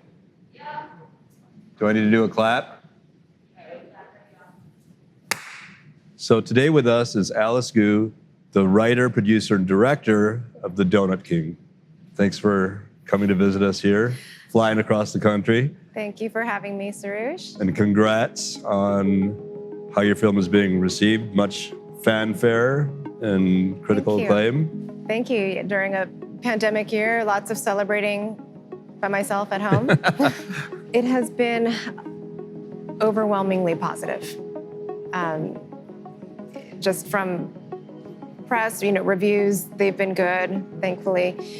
But since it's been out, the random people who've reached out and found us through email or socials or our Facebook page from all over the world, the ones that mean the most to me are like, oh my God, this is like my family. I never ever thought I would see a Cambodian family on screen. I didn't even think about that when I set out to make the film. I just thought it was an interesting story. But again, you hear so much about how representation matters. And I can relate to, seeing Asian faces on screen and how meaningful that is to me. Yeah. But really getting the comments like that are truly special. How did you first hear about this phenomenon of Cambodian-owned donut shops in LA? I first found out about Cambodian donuts from my nanny. So I was a new mother at the time, and my husband had brought from where we live in Santa Monica, these high-end gourmet donuts and pastries.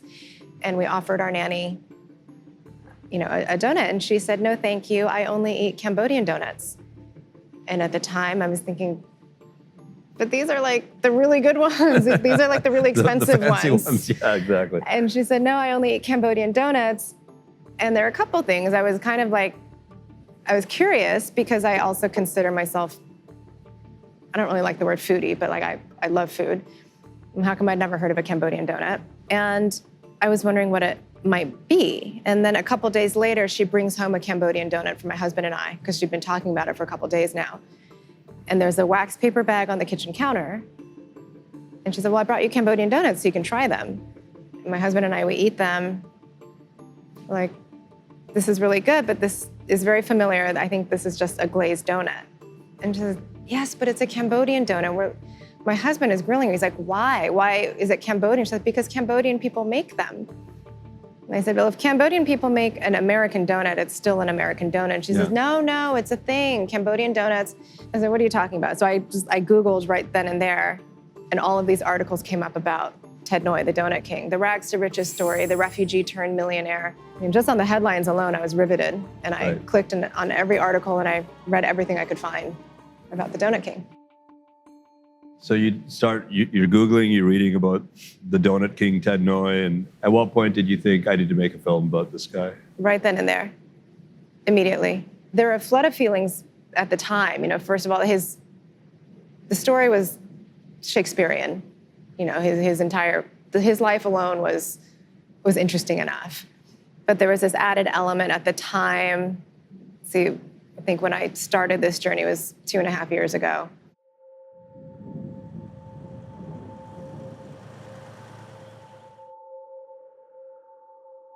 At the time in the news all day was The migrant caravan is coming from Central America. We have to build that wall. The migrant caravan is thousands of rapists, thieves, murderers. It's like, all these people coming, they can't all be thieves and murderers, like, or people from shithole countries. Yeah. And I was like, okay, so anyone who's not from like a European country, like is a shithole country, and they're murderers and thieves, like, I was like, this is messed up. Like, my parents came here. I took personal offense to it. Right. And hearing it every day in the news was grating on me. Mm. And also reading this story about refugees. And, you know, there's anti-refugee rhetoric too, you know, like, we don't want them here, there's no room for them here. I was fascinated. I said, look, here is a refugee success story. We never hear about these. We never hear about when a refugee is given a chance, what they can provide. I love America. I'm so proud that I live in America. I have my freedom. I can do whatever I want. I feel like for the casual observer, like, if you say, what does a refugee look like? They've got a certain image. Right. And it's certainly not, My dad say, you know, someone who can end up becoming a millionaire. No. All over the world, there are refugees searching for freedom. And whenever you think back on the history of our country, you'll recognize that our nation is a nation of immigrants. We're a nation of refugees. Yeah, it really struck me, the contrast of how refugees were dealt with back then in the 70s and 80s versus the last couple of years. Not just refugees, but immigrants in general. Mm-hmm. It was just like, it really, like, wow, holy shit, like, we've come so far in the wrong direction. The discovery of that footage, it was pretty mind-blowing. Yeah. I hadn't heard President Ford's speech before, seen Rosalind Carter, Betty Ford. And it was something for me at the time, hearing President Ford's speech when we dug that up. I cried when I heard it.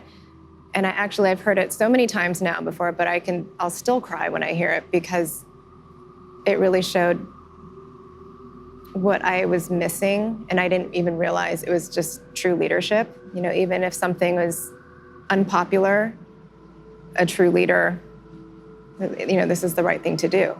Right. And explains it in such terms to the country. We're a country built by immigrants. And despite our economic problems, I'm convinced that the vast majority of Americans today want these people to have another opportunity to escape the probability of death.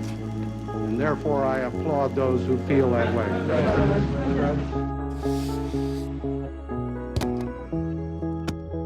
It's shocking to see a speech like that after the last 4 years that we've lived through. And a Republican president. Yeah. So how things have changed and how far we've come was a little unbelievable. Yeah. And I love that about the film, about how much history you covered, not just American history, but the Cambodian history, which I thought was great that you went there as well, all the way up to today, basically. From the air, the city of Phnom Penh seemed almost deserted. There was some traffic, but very little of it. We were able to see a car here and there. There were also tales of executions, none of them first-hand reports. They close the door and they kill people by million. I was in Bangkok, happy with my family, but we know it's the end of it. We can never go back to the country.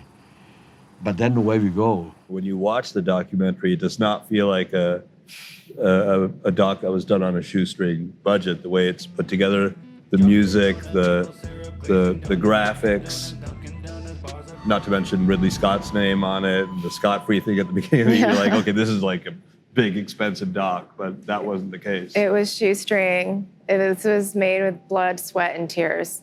You know, Jose and I, we came up together, my producer. I met him when we were just like one step above PAs. You know, I was just getting started in camera. I worked as a film loader. He was a coordinator. And we've just worked together through the years. And I think both of us have worked in like every department. on set. I've done craft service, I've done grip, I've AC'd, I've done everything. So that was, I'm like, Jose, we know how to do this. Right. We can do this like ourselves, two-man team. Of course, it helps to look nice because of the grant from ARI. So everything got to look really cinematic and beautiful. Right. Graphics, that was from Chapeau. Ben Loram, the owner of Chapeau, is a donut fiend. Like, he's like, this is about donuts. He's like, whatever I can do to help you. And these guys are top level, like creatively, like whatever vision that we had, it was 7 years old. Perfect execution every time. It was like a dream come true partner-wise. Just relationships and friends and people who believed in the project. They're like, sure, we'll help you. It's kind of like it seems like a dream now, but like how we pulled it all together. Right, like basically begging Wu-Tang for permission to use their song. Yeah. It's like any artist that's signed to a big publishing deal, it's not easy to get a gratis license or whatever it is, right? So we gave some direction of what we wanted musically. And then, you know, our editors went to town, and knowing that tone that went in, the first song that Ramel put in was Cream by Wu-Tang Clan. And I saw it and I said, this has to be the song. Right. There's no other song that can go in here. It's perfect. I call and I look at Jose and I said, don't kill me, but I won't take no for it. Like this, it has to be this song. And the next thing I do, I call Liza and I said, Liza, you know we have no money. I have to get the song. It was one of their biggest hits as well. It's one of their biggest hits. Yeah. It went on for like 4 months. So I had this mysterious phone number and I called her, the woman at the end of this, you know, on the other end of this mysterious phone number. And she said, really, no, you know, we're like we're drawing a hard line and we're saying no to everything right now, just so you know. And I said, oh, okay. So my heart sank, and she said, but you never know. They could come in tomorrow and be in a good mood. And you know what? Yours is the only documentary, so you never know. So I said, okay, well, I'm gonna hope that he has a really good meditation tonight and comes in tomorrow in a really good mood. And Who's he? This is Divine. This is Riz's brother. Oh, Divine, yeah, okay. So I write Divine a letter, you know, and I really poured my heart out. But also in the letter, I included the fact that we have an impact partner for this film. It's Refugees International. So a portion of proceeds from this film will go to Refugees International. We just thought it was in the right spirit of what we wanted to do for the film. And the next morning, it was cleared. And we got the letter back from Wu Publishing and said that the fact that the subject matter and the fact that it benefits Refugees International really resonated with them. And they were happy to clear the song for us. I want to like high five you right now. That was one of the most exciting days of my life. I have to say. This was like 5 days before the deadline. Right. So it really was at the 11th. The stars totally aligned on this, but also on a lot of other parts of the film. So how did Ridley Scott get involved with the film? Jose and I, we come from the world of commercials. He produces commercials at RSA. And I don't know, we had a dream. We're like, God, wouldn't it be cool if Scott Free got involved? Unbeknownst to me, I had another mutual friend who I knew as a friend, and I didn't really realize what his position was at Scott Free, and we'd known each other for a while. And he's like, well, this is cool. He's like, I'll tell you. He's like, we just shut down our documentary division. And he's like, we don't really do this kind of thing. Like, we don't really come into a project that we don't develop from the beginning. He's like, but send it to me. You know, so I sent him our little teaser and what it was all about. That phone call was like the Wu-Tang phone call. When I got the call from Jose and he says, they said to save a credit for Ridley wants to put his name on it. I was like, you've got to be kidding me. He's like, I love this. And apparently he watched it several times and said, this reminds me of me. He's like, my brother and I came to this country. We knew nobody. We built ourselves from the ground up. I'm like, God, everybody has a story, like Ridley Scott. Right. When he showed up in Los Angeles, he wasn't Ridley Scott as we know him now. Right. He hadn't yet made Blade Runner. You know, this is a guy with a dream. Like, oh my God, we all start somewhere. What was it that resonated with you personally about Ted Noy? Well, my first phone call with him was actually a Facebook audio call, and he's in Cambodia, and I had to convince him that we wanted to tell a story, to let me tell his story. And he says, "Oh, you want to tell my story?" He's like, "But I'm not famous. I'm just like this guy." And I said, "Yeah, but I really want to tell your story." So this took a little massaging. And after a bit, he says, "Okay, so you're American." And I said, "Yes." "And you work in Hollywood?" And I said, "Yes," right? Okay. And I'm not sure why he asked this, but then he said, "Okay, so you're American, you're Caucasian?" And I said, "Actually, I'm not. I'm Chinese American." And he said, "Oh, you're Chinese?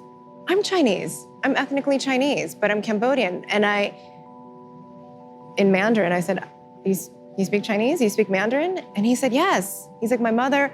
So we started speaking in Mandarin. And the ice broke right there. And he told me about him and growing up and his parents coming to Cambodia, how he used to play basketball.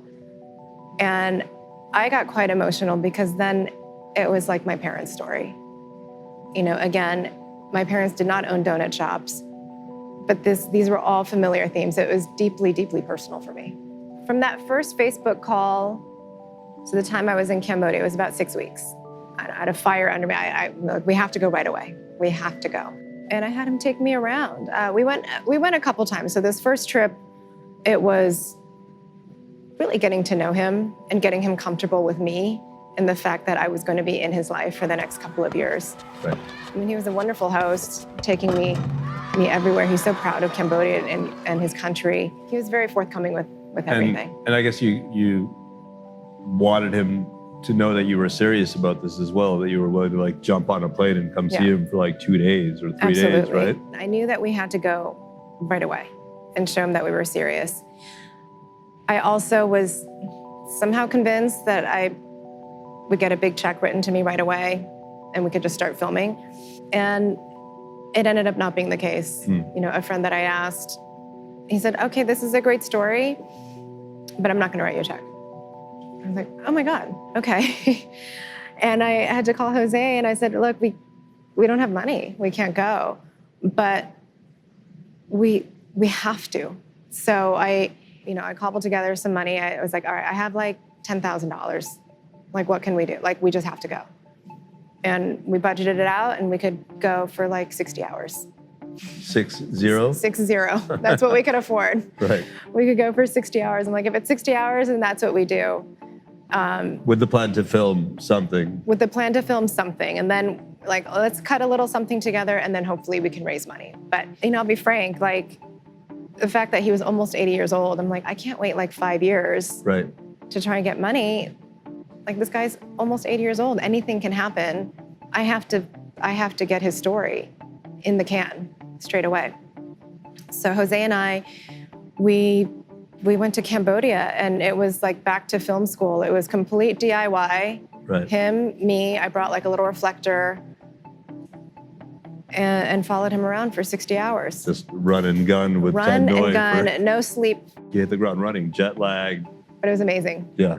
It was amazing. I think there's nothing quite and then when it's your own too, to roll up your sleeves and really get dirty doing it. Right. It was amazing. I felt like I was 20 years old again. Yeah. Not that I'm not 20 now, but I felt like I was 20 years old again. Yeah. What I appreciated what you did in this documentary was not just saying, so he was a refugee who had a really tough childhood and there was political upheaval in Cambodia and a dictator and then he was started in Camp Pendleton. You went back and then you told the kind of political history and what the Khmer Rouge did, and also showing that footage of the dead cities of Phnom Penh and all that. It's just sending everyone to the rural areas. I, know the Cambodian history roughly, but I hadn't seen footage like that before, and you wove it all into the telling the story to really show how far he had to come and the challenges along the way. It was hearing those stories, seeing the footage You know, at one point he says the city of Phnom Penh, it's about the size of Cleveland, right? So it gives you some perspective in, you know, terms that Americans can understand. It's like, oh, it's a pretty big city, all gone. I mean, like, how spooky would that be? Yeah. Like complete dead cities. Yeah. Or the fact that from that refugee experience, I mean, I couldn't, if like right now you told me I had 1 minute to pack up anything that mattered to me, and I would end up in Istanbul with no friends and no money. Figure it out. Like, what does that feel like? And I feel like kind of getting into that, you can really get into that headspace. Because I think you can see the stories and your eyes kind of glaze over. And like you, I had a casual understanding of what happened in Cambodia. Certainly I was familiar with the killing fields and Pol Pot. But more like I'm familiar, like I've heard of it. Right. But to actually hear these stories of what they went through and to see what challenges they overcame, it's truly, they're like superheroes to me. I only think the next hour, the next day, because there's no hope at all. The regime emptied Phnom Penh of millions of people, forcing them into rural labor camps and killing thousands. They make us work from 5 to 5 every day. Cambodia is like more than 100 degrees every day. The sun is very, very hot. It's very easy to get sick. And they don't care. Whoever lazy, kill. Miss Lee, for example, who I think is just absolutely incredible and amazing owner of DK's, right? That kind of work ethic, like it just reminded me of what my own parents as immigrants, you know, came through. But I found that there was kind of a running theme of like really powerful women in the film as well. Absolutely. So Miss Lee or Mama Lee, but her story was so inspiring. And I would say in making the film, any hardships of like funding falling through or any problem, like, oh my God, I can deal with this. I'm never hungry. I always have a roof over my head. I always have clothes. Like, I always have friends and I speak the language. Like I'm completely set up here. Again, I've had no adversity, relatively speaking, right? Yeah. I've had no adversity. And hearing Mama Lee's story, I couldn't believe, like you see her in the film, she's stunning, she's beautiful, inside and out. And you meet her in person, she's just so charming and stunning. And in the interview, she says, you know, I've not been to school, not one day in my life. Wow. I said, what? She said, no, because she went into the labor camps in the Khmer Rouge when she was like 6 years old. Like 6 and a half, and then she got out. It was almost 10 years, so she was 16 and a half when she got out and came to San Francisco. She's not gonna start school for the first time in her life as a senior. So she just went straight to work. She taught herself to read and write English. Like, hearing her story every day is like, I have to do better. I can work harder. I don't know what's pennies. I did not have anything. When I wanted to go to the store, I have no money to take a bus. I have to walk. I did not have money to buy a shoe. But I feel like I'm a brand new person. Like, oh, I'm not gonna die. I'm so happy. I have my own freedom. I'm willing to work hard for my life. It's not too late. I was only 17 and a half. After the what was formerly known as the Cronut blew up for them, how long did you say they had to work 20 hours a day? 3 years. 3 years. They rode that wave. They rode that wave, and that's her in the beginning, like driving the Range Rover to work, right? Like they made they made bank, right? They made bank. Yeah.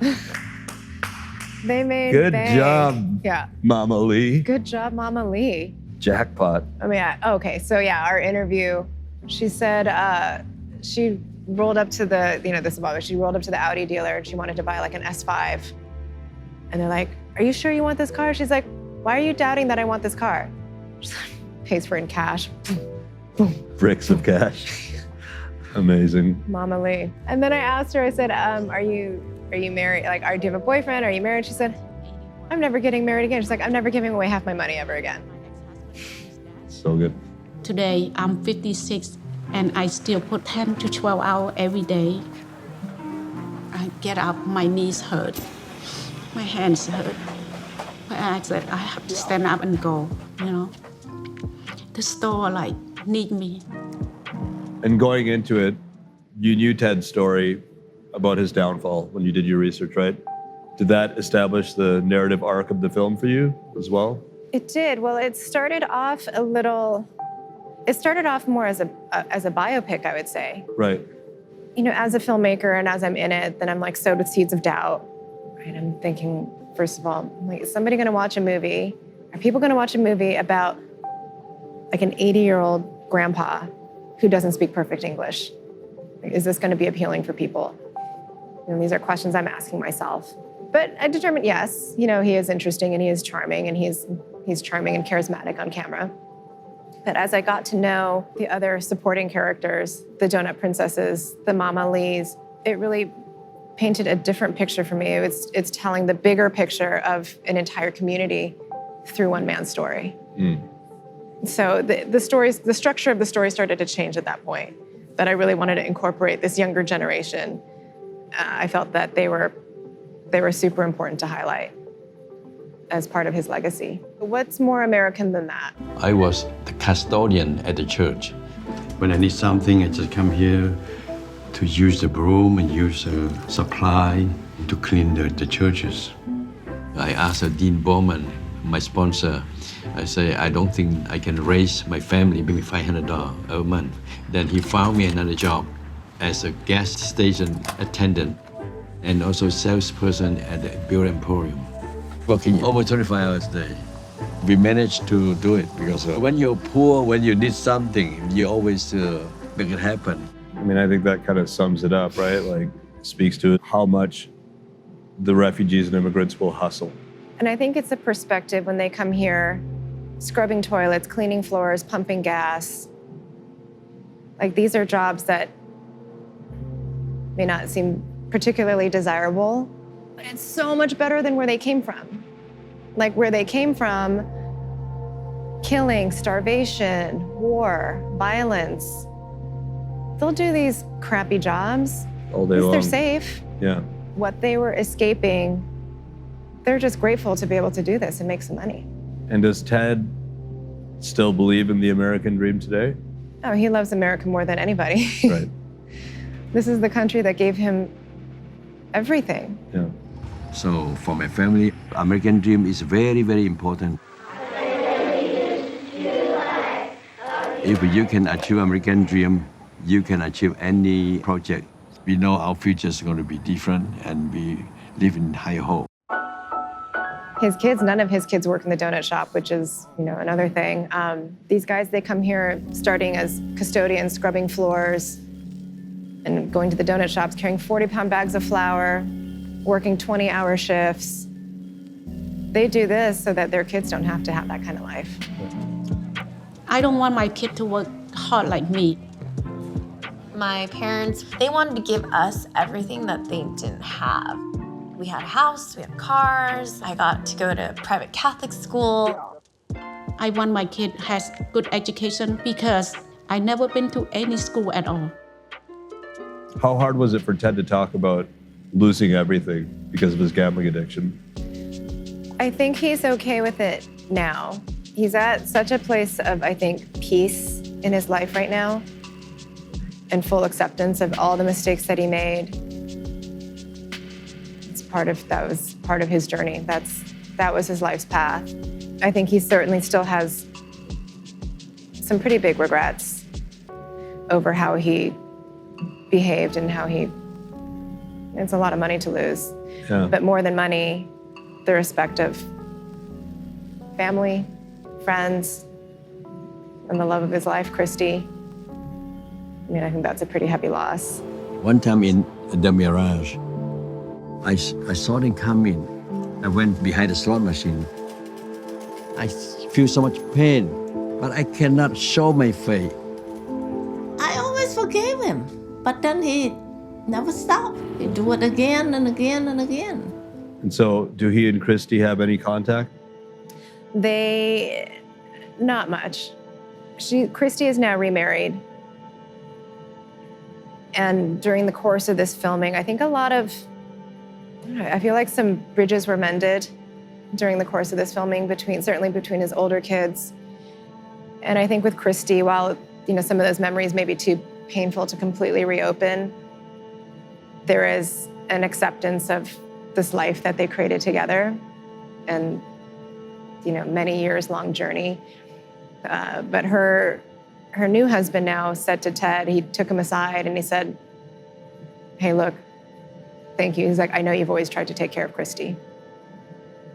And he messed up. Before the war, Cambodia is a beautiful country. Everywhere is green. It reminds me of my childhood, the love story that I have with Christy. And I thought I can change myself. Om Namah Shivaya Gurave Satchidananda Murtaye. We've been together for so long, and we have a lot of things together.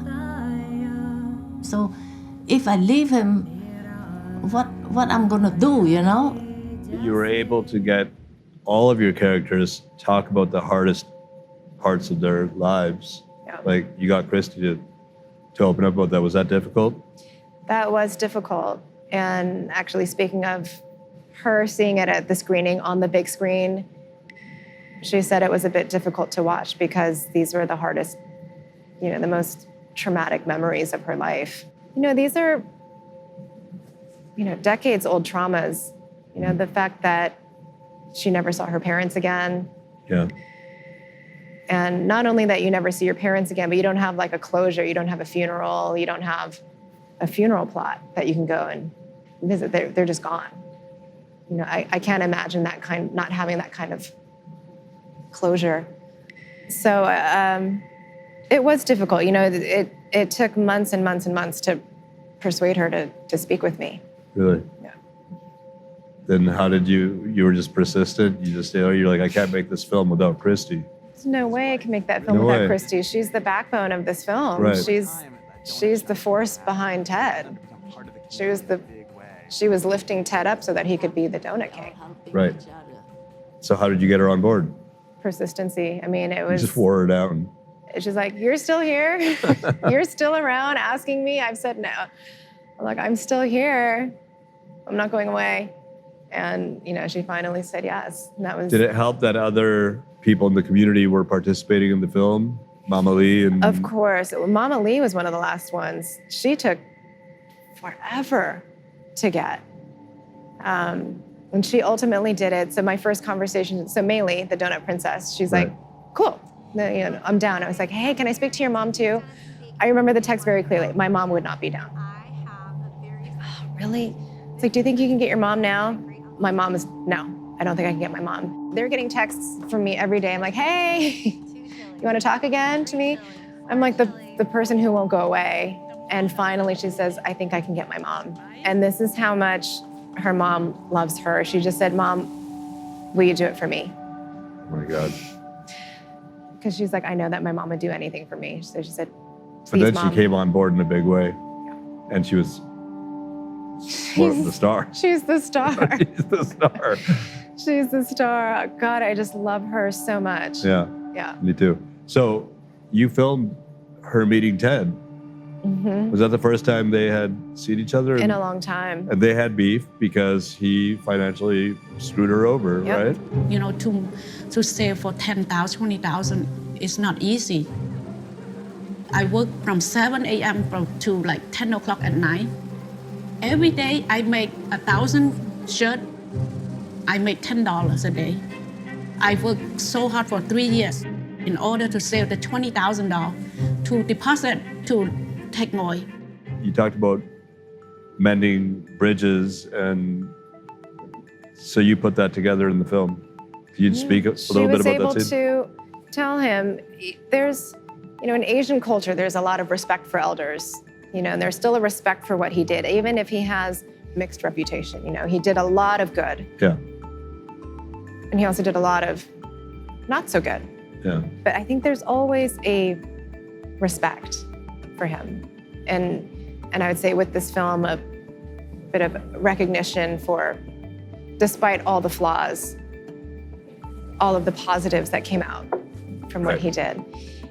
She was able, you know, in the film to say, she's like, you know, Ted, when you took that money from me, I was working like 18, 19 hours a day. And he's like, I know, Chuang. I have remorse for hurting them. When I took over the roast donut, I was working like 18 hours a day. Yeah. Generally, Asian men of a certain age are not particularly to say, I am sorry. Right. That is not something I think that is very easy for them to say. It's not a natural, culturally, it's not like a natural thing. But I know he feels the remorse, and they were able to meet and, you know, have a little moment. Yeah. So that's like a kind of an additional kind of unintended positive outcome of the film, perhaps, is that it's brought some of these people back together who have this incredible shared history, and then life happens and things happen and they go some ways, and it's kind of bringing it all back together. It's a beautiful thing. Yeah. People just look at donuts as just being a sweet treat. To us, it's more than that.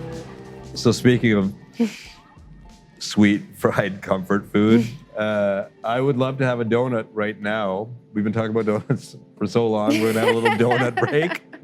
And they've been sitting there the whole time. I'm like, when can Alice and I get into the donuts? And I'm not gonna wait to the end. Have you gotten like sick of eating donuts? Have you always liked donuts? Do you even like donuts? I've always eaten donuts. I do try to stay on the healthier tip. Yeah, I kind of feel like donuts are like my 4-year-old loves to eat donuts. You know what I mean? Like, he's allowed. It's not the healthiest thing. You have to just kind of like in moderation with them, right? The craziest thing, last night in my hotel room, it was 11:41. That's the exact same time. That's the exact time. I was like, oh my God, I want a donut right now. I'm like, 11:41 p.m. in New York. You had a craving. I had a craving. I did not satisfy my craving for the You donut. didn't act on it. I didn't act on it. But I did. I was like, oh my God, I want one so bad right now. Who eats donuts? Well, even the skinny girls eat donuts. Even the bodybuilders eat donuts. People who work at the city eat donuts. Everybody eats donuts, whether they'd like to admit it or not. This is your first feature, and you've worked as a cinematographer a lot in your career and photographer before that. What were your visual influences in making this film? Gosh, you know, I think so much of it is just on instinct. You know, I don't know if that's a boring answer, but I'm like the sum of my parts, right? So like training with like cinematically, I worked under, rest in peace, but who I consider one of the greatest of all time is Harris Savitas. And I worked under Claudio Miranda, Sal Totino, Darius Kanji. I mean, I worked with so many amazing cinematographers, how they approach light, how they approach just visually how to tell a story. I think now, for every project is different, but so much of it just comes from an extension of me. I kind of feel it when I'm there. Right. And it's whatever feels right. So whether it's wrong or right, it's what feels right to me from the heart at that time. So I heard you worked with Werner Herzog on something before. I was like, fanboy moment. I thought I was being punked by the producer. He said, are you available? Do you want to do this job? The director is Werner Herzog. I'm like, get out of town. Right. Yeah, who's fucking with me here? He's unlike anyone I've ever met in my life. His thought processes, how he speaks. We traveled to Dallas, Texas, and had breakfast together at the hotel restaurant. I'd be like afraid to speak. It's completely out of my league. Right. Intellectually, I was like, I just shouldn't say anything because I'll just sound really stupid. You're being too hard on yourself. I think I've never met him. I'm a big fan, and I'm sure I would be intimidated to have a conversation because it's Herzog. Yeah. Thank you very much, Alice. This has Thank been you great. so much. I love your film. I think it's fantastic. It's so much more than a film about donuts. And on that note, let's have some more donuts. Woohoo! Woohoo! I'll get the box of donuts. Chocolate donut. Kato on the track, beer.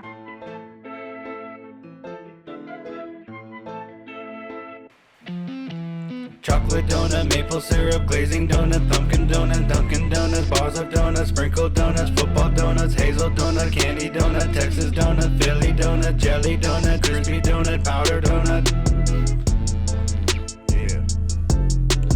Chocolate donut, maple syrup, gotta go and get that rib. Rolling blunts and smoking purple, got the gas and make you wurgle. Cough until you see in circles. Hershey dipping, we be sitting, caramel sipping, we be sipping, sugar rushing, we be running. I was tripping for a minute, I thought I was losing interest. Dunkin' Donuts on my hit list, running up that juicy feeling. Pastry hunting, thirsty bitches, tell me what's up on that mission. Gotta get up, go and get it, that's the hyper definition. Get the donut, that's the difference, passing all my previous visions. Chocolate donut with the feeling, yeah, I know it sounds delicious. If you want it, you can get it, call me up, I got you, baby. Chocolate donut, maple syrup, glazing donuts, pumpkin donuts, Dunkin' Donuts, bars of donuts, sprinkled donuts, football donuts, hazel donut, candy donut, Texas donut, Philly donut, jelly donut, crispy donut, powder donut. YOGIBARZ, I'm just hungry, hunting for treats, wanna know what's next to eat, so I gotta go get Krispy Kreme that I glide over across the street. It must be drip, cause I be seeing big old Buzzy jumping, dunking, covered in some ice cream. Chocolate donut, maple syrup, glazing donut, pumpkin donut, Dunkin' Donuts, bars of donuts, sprinkled donuts, football donuts, hazel donut, candy donut, Texas donut, Philly donut, jelly donut, crispy donut, powder donut. Got the munchies, invade buffets, looking for desserts, saying no to entree, sweet sauce taking over bakeries, cookie cakes and everything, nothing you can say to me. Chocolate maple syrup, yeah, that's the fucking recipe. Listen what I'm saying, man, got powdered sugar in my hand, down a soda, shotgun can, sprinkles going on my band. You can see it where you stand, robbing for those sweets and brands, hostess, Twinkies and her friends. Look in my eyes, I don't give a damn. YOGIBARZ, I'm just hungry, hunting for treats, wanna know what's next to eat, so I gotta go get Krispy Kreme that I glide over across the street. It must be drip, cause I be seeing big old Buzzy jumping, dunking, covered in some ice cream. Gotta get that recipe, flour, butter, salt, and sugar is the recipe. Now I'm the bigger OG, selling what you see. I've been baking, waiting for a feast. Twisting donuts, Spanish donut, bacon donuts, selling donuts, getting donuts, raining donuts, falling donuts, munching donuts, filling donuts, zingers, itchings, ho-hos, craving, watch me baking. Chocolate donut, maple syrup, glazing donut, pumpkin donut, Dunkin' Donuts, bars of donuts, sprinkled donuts, football donuts, hazel donut, candy donut, Texas donut, Philly donut, jelly donut, crispy donut, powder donut. Chocolate donut. Twisting donuts, Spanish donut, bacon donuts, selling donuts, getting donuts, raining donuts, falling donuts, munching donuts, filling donuts, zingers, itchings, ho-hos, craving, watch me baking. Chocolate donut.